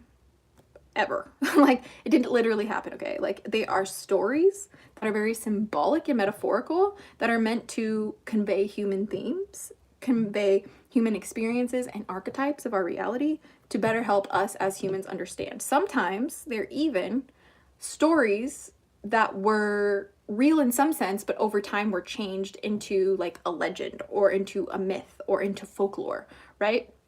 Very fascinating, actually. Honestly, I think of, hold on, I think I missed your previous question. It says, I asked for a sign that they are with me and A small green lizard was in my window. It was so cute. Oh, Sophia, that's so sweet. People don't believe much in the spiritual plane, but when they come across it, they are extremely surprised their work is going well, because for God, one person in the light is enough to illuminate. Interesting, Miller. I love that take. It says, Christian the Conqueror, welcome to your daily dose of Dragonfeather. I didn't know you look more prettier without makeup. You are indeed naturally beautiful. Oh, you're so sweet. You are so sweet. It was trying to get inside, I think, but I let it out. No, not the little one. It's what it says in Enuma Elish is not a guess. Huh? I'm sorry. That English was a little confusing. But I'm not saying it's a guess. I'm not saying it's a guess at all. I'm just saying, like, it's not meant to be taken literally. That's it. That's it. That's all I'm trying to say. Because like everybody's going to be able to interpret these texts in their own way. Like that's kind of like the whole point, right? Like when it comes to like religious texts or like mythologies or even just like stories, like music, for example, like we all are going to interpret it through our own like lens of reality, and that's what makes us different. It's beautiful. It's a beautiful life we have. Like don't ever forget how sacred and special this existence is. That is like 110% my like main message for today, is like don't you ever forget how beautiful this life is. Don't you ever forget how rare it is to be a human being. Don't you ever forget how special and sacred it is to be alive. Like you didn't have to be alive, actually.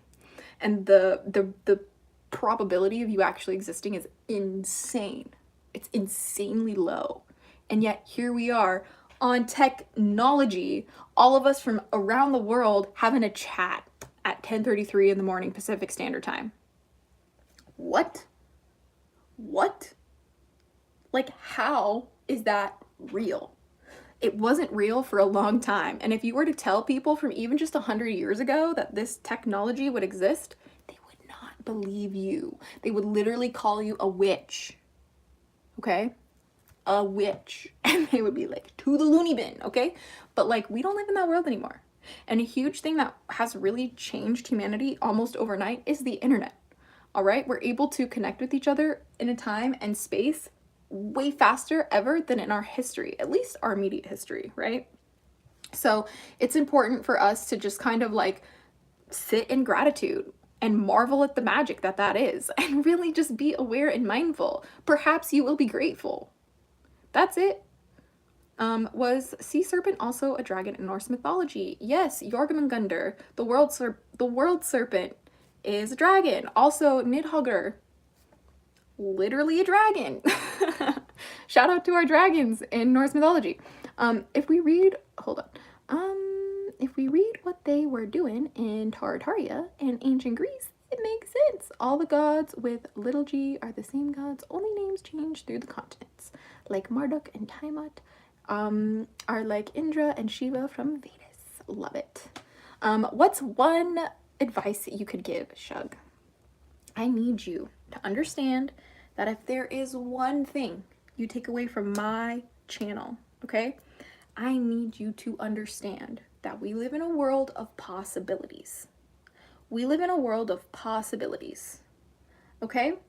And that means that you can be anything you can conceive of, even if people think you're insane. They're gonna think you're insane either way. You might as well believe and be who you want to be. You might as well follow your heart and see where it leads you. You might as well embrace who you are and show up, no apologies, no questions asked, and no matter what happens to you, at least you showed up as who you are. My channel is about encouraging you to be your geeky, cheeky, and freaky self no matter what anyone thinks. You deserve space to live, to exist, to explore your reality. You were not born for other people to determine your life. You were born because you have a specific experience, a specific perspective, and a unique fingerprint that is only yours. You know? Like, it is only yours. And this whole world is designed to make sure you do not pay attention to yourself, to where you feel like you need something else outside of you to be yourself. No. You literally only need to take a deep breath, give yourself a hug, and be grateful that you are alive.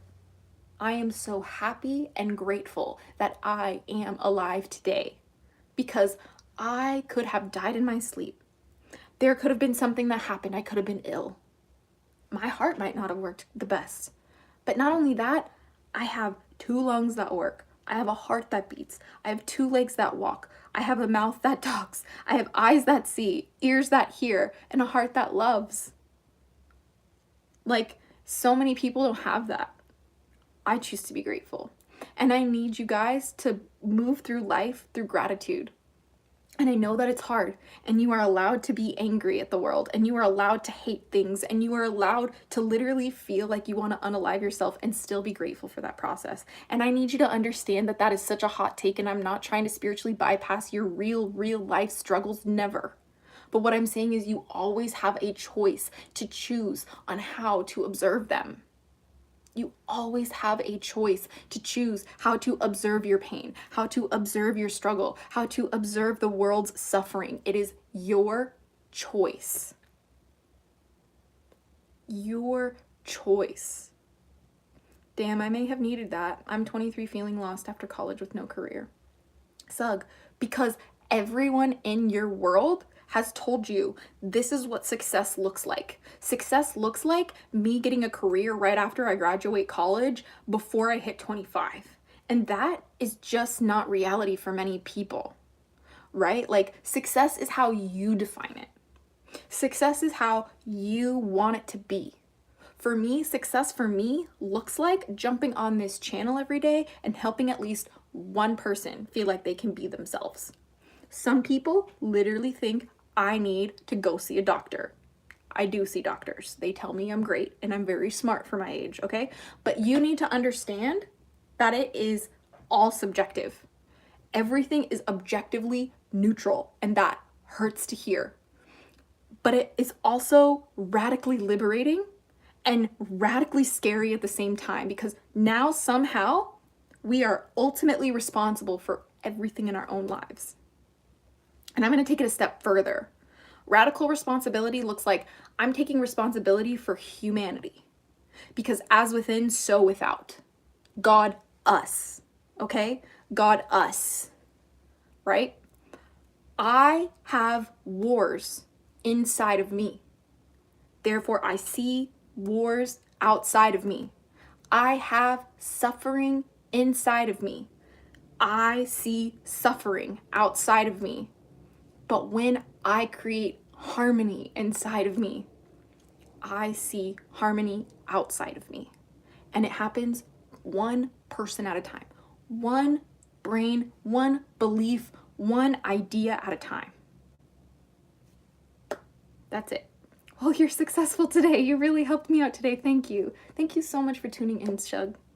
Thank you so much for tuning in and having the courage to ask your questions. Because my guardians tell me sometimes the hardest thing is asking for help. So difficult. I will screen record this later when the live is posted and listen to it every day, low-key. Oh, Sophia. Remember, you are doing so much better than you think. And all of you guys are, really. You guys are so hard on yourself. You don't need to be. You guys are beautiful human beings. Beautiful, beautiful human beings. Like, you guys remind me every day that I matter, that I make a difference. And I want to remind you guys that you make a difference for me too. Like, you guys have so much more power than you think you do, just because you got a little phone in your hands. You can talk to people, you can learn things, you can make a difference. You know what I mean? But you can also not give a shit. You can also have your own bubble where you are just catering to your own desires and needs. That is the beauty of this life. And both experiences have value, are valid, and are necessary. And that's the part people really don't understand, right? That's the part where people lose it, right? Just because I have a spiritually enlightened path, just because I walk with dragons, just because I'm the Draconic Priestess, will never, ever make me better than anyone who doesn't believe in dragons, who believes in Jesus, who is atheist, who doesn't give a shit. Because all of our experiences are different and all of our perspectives matter. And that is what makes humanity amazing. That is what makes humanity just the best thing ever. And I am going to be the first person to tell you that, like, humanity is awesome. Like, I love being a human. Like, it's so cool to be alive and be able to talk and share my experiences with other people. This is like so beautiful of a life, you know? So beautiful of a life. You know, I used to be Mormon too, and coming out was really sad, stressful, and crazy. Of course it was, PG Sparkle. I understand if you don't want to go into this, but I saw in one of your older videos that you used to be Mormon. Would you mind talking about your experiences of leaving the church? Yeah, of course. So I talked a little bit about it earlier on the stream today. About how I was raised Mormon and how being in the Mormon church was very just traumatizing as a woman, because from a very young age, I remember going into like the girls' class after like the sermons and was told that like I will only have value if I am subservient to my husband, and in the celestial kingdom of heaven, like I will be married and my husband will have many wives and I'll be happy about that. No. Actually, that sounds like hell. Okay? That literally was traumatizing. I asked many times in my church, what about a goddess? They did not like that question. And also, I always was confused about the Trinity, the Holy Trinity of like the Father, Son, and the Holy Ghost, because I was like, I thought this was a monotheistic religion. We're only supposed to believe in the oneness of God. That is like the entire point. The entire point is the oneness of God. The entire point is the oneness of God, not the Father, not the Son, not the Holy Spirit. That is not God. Okay? The Father, not God. The Son, not God. The Holy Spirit, Archangel Gabriel, actually. Also not God. Not many Mormons in London, to be honest. Good. Consider yourself lucky. It is brain rot. Mormons, it's a cult. Mormonism is a cult, okay? Joseph Smith was a freaking predator, all right? And he wanted to have access to as many women as he could. I am convinced, okay? Joseph Smith is evil and may he burn in hell. All right? Thank you. Because Mormonism is not it, bestie. No. Not it, bestie. Do you remember your dreams? Yes, I do. Why do humans dream? Yes, so humans dream as a way for our brains to process our experiences and to compartmentalize our experiences. Also to run basically like, what's it called? Like trials of how to keep ourselves safe in certain scenarios. So, dreams are awesome. We love dreams. We love them a lot. Yeah, I hated that polygamy aspect too. That's what started me going out. Yeah, I'm never gonna share my husband. No, actually, never. And especially not in a place that's supposed to be paradise. What? No. Like what? Like, even my fiance now, like, is disgusted at the thought of being shared by another woman. He was like, ew, no. And when my fiance is Muslim, by the way, when I talk to him about how I was raised as Mormon, my fiance tells me, sounds like you're reading a corrupted book. You know? You said about Mormon religion is similar to Sharia and Islam. You can have 4 wives. Yeah, but do people forget that it's not compulsive, right? This is the difference between Islam and Mormonism. Mormonism is compulsively polygamist. You are supposed to practice polygamy. It is required. But Islam, the polygamy was never about having multiple wives.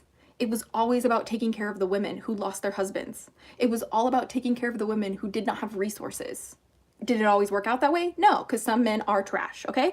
But like the reality is like that existed to take care of the women at that time. We have to remember cultural context, right? And in every single case scenario of Mormonism, it is compulsory on the women. Thank you. It is horrible, abusive, and disgusting. Moving forward.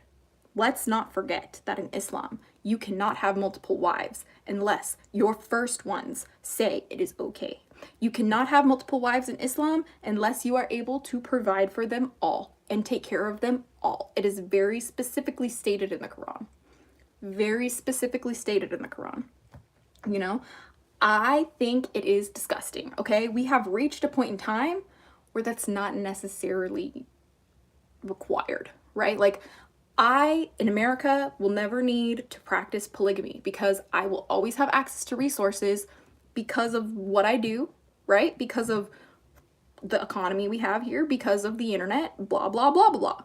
But like if something happened and we no longer had internet and things happened like that, marriage wouldn't matter on paper and it would start to be about building communities, right? What's your religious beliefs now? Sorry, I'm new to the channel if you have shared this before. Yes, Sug. So I am a witch who believes in God, right? I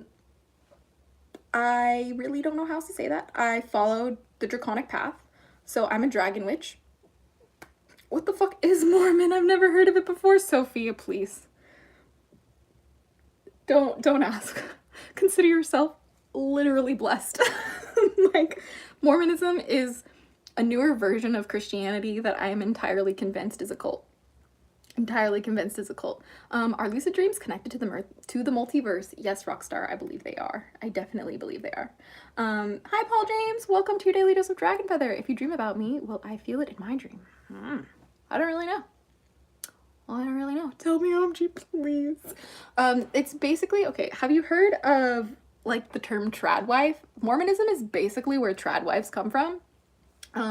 Mormonism is like a type of Christianity that's like so extreme, like it ended up like like these Mormon like groups would literally go off into the middle of nowhere, specifically in Utah, and literally build these communes where it was just multiple people like living together, and people who had multiple wives and children together, and they weren't allowed to leave the commune. They're not allowed to do anything. They just have to worship God and do this the way they are. Very much a cult. And like the women are heavily controlled. They're turned into broodmares. They're told to keep sweet. It's pretty much like the patriarchy. It's the patriarchy, the pinnacle of patriarchy, actually. It's the worst thing I've ever experienced in my life. It's so fucking disgusting. I literally will die on this hill. I think Mormonism should be illegal. I literally think it's evil. Just because it's a cult, right? Like it's not a religion. It's a cult. You can go to Utah if you want to know about, maybe. I really don't want to find them. I don't want to find any of them. I ran the fuck away. I ran far away. 1500s, religion, that's disgusting. Actually, I'm pretty sure Mormonism started in the 1800s. If I'm not mistaken, I'm pretty sure it did. I'm not entirely positive though. It's been a while since I've like really deep dived the Mormon stuff because it's hella triggering and I just hate that shit and like, ugh. Okay? Like I was literally so socialized to believe that I had like no value except for having children and taking care of my husband. I didn't literally matter otherwise in Mormonism. And that is essentially what made me leave the religion, right? And also I was asking about a goddess and I just got in so much trouble in church for that. I vividly remember getting like swatted with rulers. They were like, no, stop asking. Like that's abusive, by the way. Ew, triggered. I'm so triggered. Like, how could you ever hit a child for having a question about goddess? Whoa. They will answer for that. You know what I mean? I can't believe it exists. That literally sounds like a cult. No joke. It is a cult, Sophia. It absolutely is a cult. And when you're in it, you're literally shamed. Like you're not allowed to look outside your religion, or you're like a sinner. And I'm just like, bruh, relax. Relax. People who question Mormon doctrines get excommunicated these days too, all the time. Yeah, exactly, Peachy. Like, if I don't blindly obey, like, I'm literally punished for it, which is literally textbook cult behavior. I'm sorry someone hit you, that's awful. Oh, thank you. I am grown, Sug. Didn't anyone tell you not to ask a woman her age? It's so rude. But I understand. I understand people are very confused sometimes. But I'm a grown up, okay? I'm old enough. That's all I'm gonna say. No, it's okay. No shade to you. Just, it's not really the nicest thing to ask people how old they are. I just, like, no shade. Truly. I just, like, feel like it's just something that I don't, it's like I won't ask people if they're pregnant kind of thing. Like, I won't ask people if they're pregnant. I won't ask people what religion they are, and I won't ask people, like, how old they are. It's just my personal, I don't know, it's my personal way I operate. What is your personality? I've never gotten that question before. What is my personality? I hope it's good. I hope it's a good one. Spiritual advice for moving away from everything and when you know. Me and my BF are moving out of state because we both feel like we can't grow and evolve where we are. Well, if you feel like you can't grow and evolve where you are, then you just have to trust the process and know that, like, moving is difficult and it's not going to be perfect right away. You have to allow yourself time to move in and settle in, you know? And, like, I need you to understand that, like, it's gonna be good for you if you choose that. Like, if you have faith that no matter what happens in this move, it's going to be for your evolution, for your growth, and for your highest good, you're gonna be able to enable yourself to move through the challenges of moving without snapping, without melting down, without spiraling, without resulting to poor coping mechanisms. And instead, you're going to enable yourself to really, truly anchor yourself into a foundation of a new life. You need to really just take a step back and not judge the process. When we move, we can't judge that process. It's messy, it's stressful, it's a lot of inertia. It's exhausting and it's tense. And you just gotta do the best that you can to get through it. So I believe in you and I hope that you will do the best. Do you know about Mahakumbra? Ooh, I really need to know, but no, I do not. I'll definitely look into that. It says, best personality for real. I want to be friends with you. Oh my God, Sophia, you're so sweet. Definitely hang out with us in the clan. I know you just joined, but, like, we're already friends, bestie. Come on. It says, yeah, I tried to talk to my bishop about the historical and doctrinal problems, and he told me I wasn't spiritually advanced enough to understand polygamy and basically the rest too. He was so condescending. Peachy, ew, oh my God. Like, this is why I'm telling you Mormonism is a cult. Because every single time you present Mormons with, like, real freaking science or real freaking facts or real fucking evidence, guess what? They're like, bro, you just don't believe in God enough. Like, bro, like, you're just, like, a sinner. Like, bro, like, you just don't understand. Like, bro, like, you're just, like, not good enough, bro. Like, you just don't have, like, you're not guided by God the way we are. Like, you just don't get it, dude. And it's just like, ew. Who the hell do you think you are? Ugh. I appreciate the advice. I'm off. It's gonna be 7 p.m. Take care, everyone. Yay, Sug. Happy day. Thank you for joining your daily dose of Dragonfeather, and I wish you good luck on your journeys. But I really need you guys to just chill, man. Like, why are people so intense? Like, they're like brutish about it. They're like, if you don't believe my religion, you are a sinner. And it's just like, can you touch grass? Can you breathe in the air? You know? Can you chill? Do animals see through some spiritual barrier? Because you can sometimes see them staring and barking at nothing. Rockstar, I certainly believe they can. They have different eyes, different ears, different hearts than we do. They can definitely experience different things than we can. I 100% believe this. Let's just look at crows and, like, ravens, for example. They look black to us. But if you really look at them, they have this, like, rainbow oil slick to them. And that's because ravens and crows are actually really colorful birds, but they're outside the visual spectrum that we have. Humans can't perceive how actually colorful ravens are and crows are. And like, all this tells you is that the animals see each other differently than we see the animals. And the way that animals see each other is different than the way that other animals see each other. We all have, like I said, different eyes, different perspectives, and that is what's beautiful, right? And I think that cats especially are so tapped into the spirit realm. I think they are guardians of like our hearth and our home from the spirits, right? Cool to know that about ravens. Yeah, it's really true. Like, you can literally like look up ravens online and like you'll see them like kind of rainbow. They're not black birds. Like, they're just black to us because we can't perceive their color. That's it. That's it. We don't have the technology in our eyes to see the color. But the birds can tell. The birds' eyes are crazy. Just like the ants' eyes are a little bit different.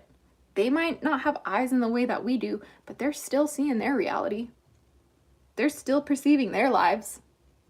And for some reason, the ants are farming things. Literally, look it up. Ants are the only other like species on the planet that farms things like humans do. They have aphid farms. They literally milk aphids like cows. Huh? Huh? You're telling me ants do that? You're telling me ants have graveyards? What? Only thing I knew about ravens is that they are connected to Odin. That's magical. I work with ravens, and like ravens mostly with the Morgan. She's a Celtic goddess. And then I work with crows mostly with Hecate, and she is a Hellenic goddess. We love her. Originally a Titan. Let's not forget that. They have graveyards. Whoa! Yeah, they do. Oh, if you guys have never seen the channel Ants Canada, my favorite YouTube channel. This is not sponsored. Please go Google Ants Canada and subscribe, because their literal ant content changed my whole perspective of the world. My whole perspective of the world. Like ants have whole kingdoms or something underground. What the fuck? Yeah, they do. Yeah, the fuck they do. I'm gonna check out that because that's cool, man. Dude, they literally have a series where they have like different types of ant colonies, and they have a fire ant colony named the Fire Nation, and you absolutely have to watch the series about the Fire Nation ant colony from Ants Canada. Phenomenal, 10 out of 10. It's YouTube Premium. You have to watch it. It's so good. And the editing, so good. I literally changed my life. This channel changed my life, okay? And I love these videos. In my deep, dark, depressive states, I would literally bed rot just watching these videos, and it literally made me question the reality I was living in. I was like, everything is intelligently designed. It's not like I meant it's YouTube Premium in the sense of like the content is so good, it feels like you should pay for it. That's what I meant. It's not like you have to have YouTube Premium to watch it. It's free. His channel is free, please. I just want to clarify that. But like, I was like, this world is intelligently designed. Like this wasn't just random. And that is what solidified my faith in God. Okay? Okay. Like, and like, not everybody's like that. Not everybody believes in God, and that's valid. Like, I just need people to understand that. Like, we hold space for that here. We hold space for people who believe in God, and we also hold space for people who don't believe in God. And that is like, I think, the way that the whole world should be. I don't really know why it's so hard to do that. I don't know why it seems so difficult to just hold space for each other to be different. But that is truly what I try to do here on this channel. And that is truly what I try to do in the Hatchling Clan Discord server. So if you have not joined the Hatchling Clan Discord server yet already, please hit the first link in the description of this video and join us, because we are always chatting about anything you can think of. We have a free witchy class over there for witchcraft beginners. We have a free Draconic Wicca class over there for those who are interested in Draconic Wicca. And we have a free Quran class over there who are interested in reading the Quran with us. And also we have all these chats for different deities and different types of practices and different belief systems and different studies. And it's just so we can all discover the magic within ourselves and make friends along the way. Because community is the most important thing, and especially the dragons tell me that more than anything, having a community of like-minded individuals who support each other, who will encourage each other and remind each other when they falter, is what is the human's superpower. The strongest thing on planet Earth is a group of people moving in unity. The strongest force on the planet is a group of people moving as a collective for one goal. And it can be both positive or negative, because you'll see collectives of people moving to oppress everybody. And it works because they're collectively moving together in a unified fashion. It sucks. But the truth is that we can do it too. We can do it too, right? We can organize ourselves in a way where we move in unity towards a more positive reality, towards one that prioritizes human rights, that prioritizes the collective, that prioritizes the safety of women and children and elderly above everyone else, because guess what? Every other demographic is going to be safe in that society. But when you promote the safety and the, advantages of men, it's always the women, children, and elderly who suffer every time. It's always dangerous for them every time when the men and their desires and their safety is prioritized. I don't make the rules, I'm just talking about science. Just make the rules, just talking about science. Because in a society that prioritizes the safety of women, children, and elderly, men are inherently safe in this society too. Okay? Inherently safe in this society as well. And it's all about how we choose to connect with each other, how we choose to connect with ourselves, and how we choose to move forward. Do you know what I mean? Like, I choose to show up on this channel as the Draconic Priestess, AZURA Dragonfeather, who loves dragons and God and magic and all of the religions. And I'm gonna do that regardless of what comments I get, regardless of what hate I get, and regardless of what challenges are in my way. Because that is what matters to me. I love showing up on this channel. And every single time I do, the good always outweighs the bad. Always outweighs the bad. But only if I know and am confident in why I'm showing up and in the purpose that I am trying to execute here. I'm only trying to help people believe that they live in a world of possibilities. I'm only trying to help people open their minds to maybe the world isn't like the way you think it is. Or I'm only trying to make people curious about things that maybe they've never heard before. I'm trying to help people understand that they are more in control of their reality than they believe that they are, and you don't need me to tell you that. And you don't need me to help you get there. But if you want it, I'm here to help. That is kind of the point, right? And like, I don't want anyone to feel like they are destined to fail because of the way they were raised or the belief systems they have. And so many people feel this way. So many people are raised Mormon and they believe they're so unworthy that they literally unsubscribe from the Earth game. May they rest in paradise. They did not deserve that treatment. They deserved love and support, and they deserved to be heard and validated, right? Which is why when we focus on compassion and curiosity before we focus on being right and judgmental and knowing the truth, that is how we make this world a better place. OMG, let's talk about bees. They're so fascinating. My father's a beekeeper. I love bees, by the way. It is very fascinating how bees literally take care of our world, and without them, we would literally fall apart and kaploofy. Bees are cool though, man. They are. It's late now here, so good night, y'all. Sending positive energy. Yay, Rockstar. Have a good night. Thank you for joining your Daily Dose of Dragonfeather. It's always a pleasure having you. But like I think people really forget like how magical like bugs are. Like, bugs are really magical, okay? Like, and if you don't know like how essential bugs are, like, I need you to start doing some research on the magic of bugs and like why we even like should give a shit about like bees and like ants and like even grasshoppers and like just termites. Like, all of it has its place in this world, and everything is so interdependent on each other that it's like it seems like this world was intentionally created.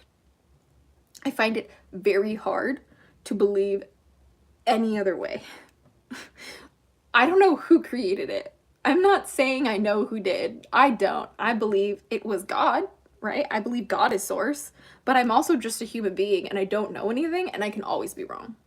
And I think that's why, like, it really bothers me when people are like, I know more than you, I'm smarter than you, like, I actually know things and you don't, like, whatever. It's like, actually, you're so fucking stupid if you think you know everything. You become such a fool the second you think you know more than somebody. You become actually, literally, like, ignorant the second that you're like, my way or the highway. No. The fuck out of here with that. That is not mature. That's not how we, you know, do anything. That's not academic. That's not scholarly. That's not intelligence. Please go get help. All right? And the people who approach you with love and respect, and the people who approach you with curiosity and compassion, those are the ones that deserve your time. Okay? Bro, I seriously love you so much. Your live streams are so good. Like, free therapy for real. I found you this summer when I was kind of down. Don't ever stop what you're doing. You're such an intelligent person. Oh my goodness. Thank you, Sophia. I adore you so much, Sophia. Like, every single time you pop on here, I get so excited to see you. And it's because the whole entire point of, like, why I do these videos is because I'm just trying to find people who I resonate with, and I'm just trying to, like, build this community and remind everybody who's in this community that you can do it, that you are worthy, that you are able and capable, and you just have to reach it and take it for yourself. Like, I wanted to be a YouTuber when I was a kid. So I started my YouTube channel, and I did not know where it was going to take me. But I started making 12 videos a day. I started by mass posting to this channel. Nobody watched me at first. Nobody cared. But I had faith that if I kept posting, I would find people who I was meant to know, who I was meant to connect with, who would believe what I believed, who would want to know what I have to say. You know? And I would not have gotten here if I didn't choose to take a leap of faith and decide that what I had to say, what I had to believe, the way I saw the world was worthy and just as valid as the way that a Christian saw the world, worthy, just as valid as the way a man saw the world, worthy, just as valid as the way that anyone in power saw the world. I still mattered. My perspective was valuable, and so is yours. And so is yours. Oh, I love you so much. I resonate with you so much. You're amazing. Yay, Sophia. I hope you'll be chatting with us in the Discord server pretty soon. But I don't know, guys. The whole thing I like really just wanted to kind of like jump on here and like chat about is just like, you know, just what it's like to have breakfast with a witch. Like, if you were to literally go to breakfast with me, this is what we would talk about. And like, this is what we would hang out and chat about and just, you know, do, right? Shout out to the top G.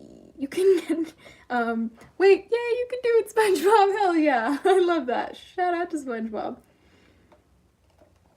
This isn't a boulder. It's a rock. It's a rock. Anyway. We love SpongeBob. That was our childhood. But yeah, guys, I just really needed to like let you guys know that like it's just not so serious, first of all. Enjoy this life you have, okay? It's not about sacrificing your joy in this life. Sure, there's a balance, right? You know, sometimes we have to put off our immediate gratification for long-term joy, right? There's certain things and certain whatever in that line of thinking. But it's like, you have to know that it's all about your decisions. It's all about your faith. It's all about your focus, okay? Let's not forget what you're focused on matters. And I focus on the positives. I focus on the silver linings because I used to focus on the negatives. I used to focus on everything I didn't like, and I used to hate myself because of it. 11:11 on the clock. I used to be so angry because I felt like nothing was up to standard, up to the level of expectation that I had. And because of it, I was nasty to everybody I loved because I felt like they weren't good enough. Fully, transparently honest. I was like, you are not good enough for me. But was I good enough for me? No. I was so convinced with trying to control the way that my life was, the way that people treated me, the way all of this, because I was not convinced about how I was. I was not proud of myself. I was not happy. I felt like I would only be happy and proud of myself if people treated me a certain way, if I had access to certain things. And that was foolish. That was foolish. And I had to learn that lesson the hard way. You know, like I had to learn that lesson over time and realize like, no, how I actually choose to show up in my life, how I actually choose to word my sentences, how I actually choose to engage with other people genuinely matters. It genuinely matters. I'm in the Discord server. I just don't really use Discord. I'll go in there sometimes. That's okay, Sophia. You're welcome anytime. We are so proud of you. I'm so proud of you. Oh, Sophia, I'm so proud of you too. Like, you guys have to understand, you guys have literally just gone through so much in this life. And like, if chances are, if you found your way to my channel, like some part of your spirit team, be it God or your dragons or your ancestors or otherwise, know that you just need a little push in the right direction. Just a little push in the realm of your faith. Just a little push to open your eyes to a different perspective. And sometimes just a little push to try and find community. That's it. And I make my videos very intentionally with the intention of helping people elevate their lives, with the intention of helping people embrace their own dragon power, with the intention of helping people become believers in whatever way they need to that enables them to live healthy, happy, and whole lives. Doesn't matter where you come from. Doesn't matter who you think you are. It all starts if you believe you're worthy. It all starts with what's in your head. It all starts with how do you talk to yourself. It all starts with how do you talk to others. Man, I just don't feel good. I'm so sorry to hear that. I really hope you feel better. What do you think I need to study, but I feel like crappy? You know, sometimes the best way to study is to literally sleep and make sure you get the best sleep that you can, you know? Sometimes you will literally pass the test if you just prioritize your sleep other than study. I know. Oh, because of the new meds. That makes sense. I'm literally wishing you the best. I hope that those meds aren't having like a bad effect, because that would be awful. What do you think it is if I'm having dreams and suddenly my eyes in my own dream are covered or closed and I can't open them? I had a very interesting dream. The thing about dreams is that it's usually all symbolic, right? Like it's all like there's so much, our dreams are just full of symbolism, and it's usually our brains trying to process things. It's usually our brains trying to, you know, process either our experiences that we've had or things that scare us or things that we deeply desire. And it really could mean anything. My dragon guardians tell me that the dreamscape and remembering our dreams is such a mystical part of life that it's really up for interpretation, always. Magical girl, welcome to Daily Days of Dragonfeather. Happy to have you. We gotta take this sip of coffee though. This coffee's delicious and we love it. Yay! But I just that's why I show up on this channel, right? I'm just here to let you guys know that it's just not so serious, and the only thing you should really be taking seriously is being better than you were yesterday. That's it. Don't worry about what other people are doing, because they don't care, actually. I know this is maybe harsh to say, but like, people don't really care what you're going through. They don't. And they really mostly just want to make sure that they're doing the best they can, and people are more concerned about how they think you're judging them rather than them actually judging you. You know? I wish I was in ancient Greece in some lost maybe temple in the dream, which had so many statues and was so beautiful, and it was very near the sea. Ooh, Sophia, that sounds magical. But yeah, you know, like, these dreams, I would write them down, And I would also reflect on them and meditate on them and even do some divination to help you kind of like understand sometimes, you know? Thank you, thank you. Excuse me. Oh my goodness. The coffee's gotten us. Abu, I'm from India. Hello, welcome to a daily dose of Dragonfeather. So good to have you. That sounds cool, Sophia. Yeah, it is pretty cool. I love it. Sounds super magical. I'm a fashion designer. Ooh, that's cool. That's really cool. I love sewing. It's a very big passion of mine, and I would love to learn how to make my own clothes.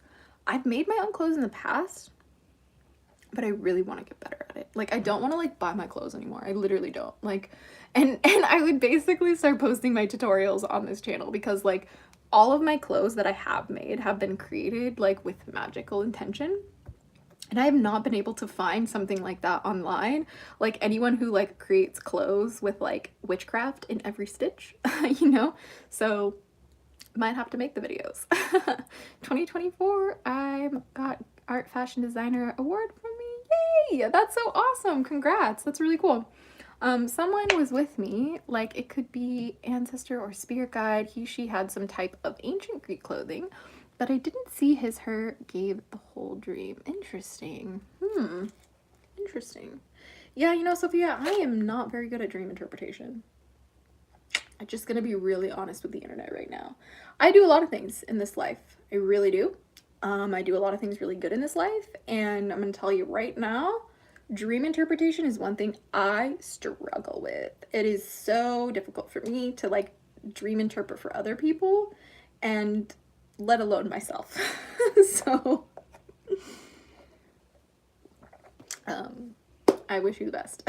There are many people though who are very talented and gifted at dream interpretation, and I take my hat off to them because it is such a magical, mystical, very subtle talent and art to have. It's very difficult. Yeah, I just like to yap about things. Hell yeah. No, of course, you're always welcome to. 2023, end of the month, make a design of Rare Rabbit brand t-shirt. Make a unique design. It's very expensive fabric, very expensive design. Interesting. It's really cool. I personally would probably make clothes like more like Celtic clothing than anything else, and more like probably like, you know, like Arabic clothing than anything else. Probably like a hybrid between like Celtic and like Arabic style, or like Middle Eastern style would like totally be the kind of clothes I would make. 110%. So there's that. But I do just kind of want to, like, we've been on here for a while and it's almost noon. I have to go start the day. We're gonna have the construction people here pretty soon, but I just wanted to let you guys know, thank you so much for tuning in today. Like, I literally could just be talking to myself, talking to the void. I wouldn't know, right? But it's because of you guys tuning in that we get to build this amazing and just incredible community. I learned so much from you guys. You guys teach me so much, and you guys are always reminding me of who I am, and I just could not thank you enough. Okay? This really is like free therapy. I feel noticeably better than before I tuned in. Oh my gosh, Peachy Sparkle, that means the world to me. If you see me update my bio with your spiritual therapist, I might do that, because like I get that every time I stream. Everybody's like, why are you a therapist for free? I'm just like, how did I get here? So like, thank you. I'm really grateful that like you can feel better after tuning into my content. That is why I create this content. Thank you for confirming and reaffirming that what I do matters and that it's a very, very important. You are so very kind, ma'am, and a good human being, ma'am. Aw, you're, love you so much. Aw, you're so sweet. You guys are literally so sweet. It's real, man. You are. Oh, you guys are so sweet. I saw a dragon in my dream once. By the way, I don't know any dragon magic or considered dragons, but then I saw that dream and thought about it. I don't know, though. Hells yeah, dude. Sometimes dragons just visit us in our dreams for symbolism. You know, some people have dreams about dragons, and it has nothing to do with, like, a dragon guardian, or has nothing to do with like a dragon soul, or has nothing to do with being dragonkin. Sometimes it's just the symbolism of dragons. That's it. sometimes, you know, but like at the end of the day, my loves, like remember that you are in the driver's seat okay? You have a body and free will, and you get to make decisions every day on how you want to live your life, on how you want to believe, and how you want to observe your reality. So make sure that you pick a good one, and make sure that you never let anyone ever come in between you and your opinion of yourself, you and your connection to God, and you and your faith and your magic. Okay? So, they remind you of Arwen from Lord of the Rings.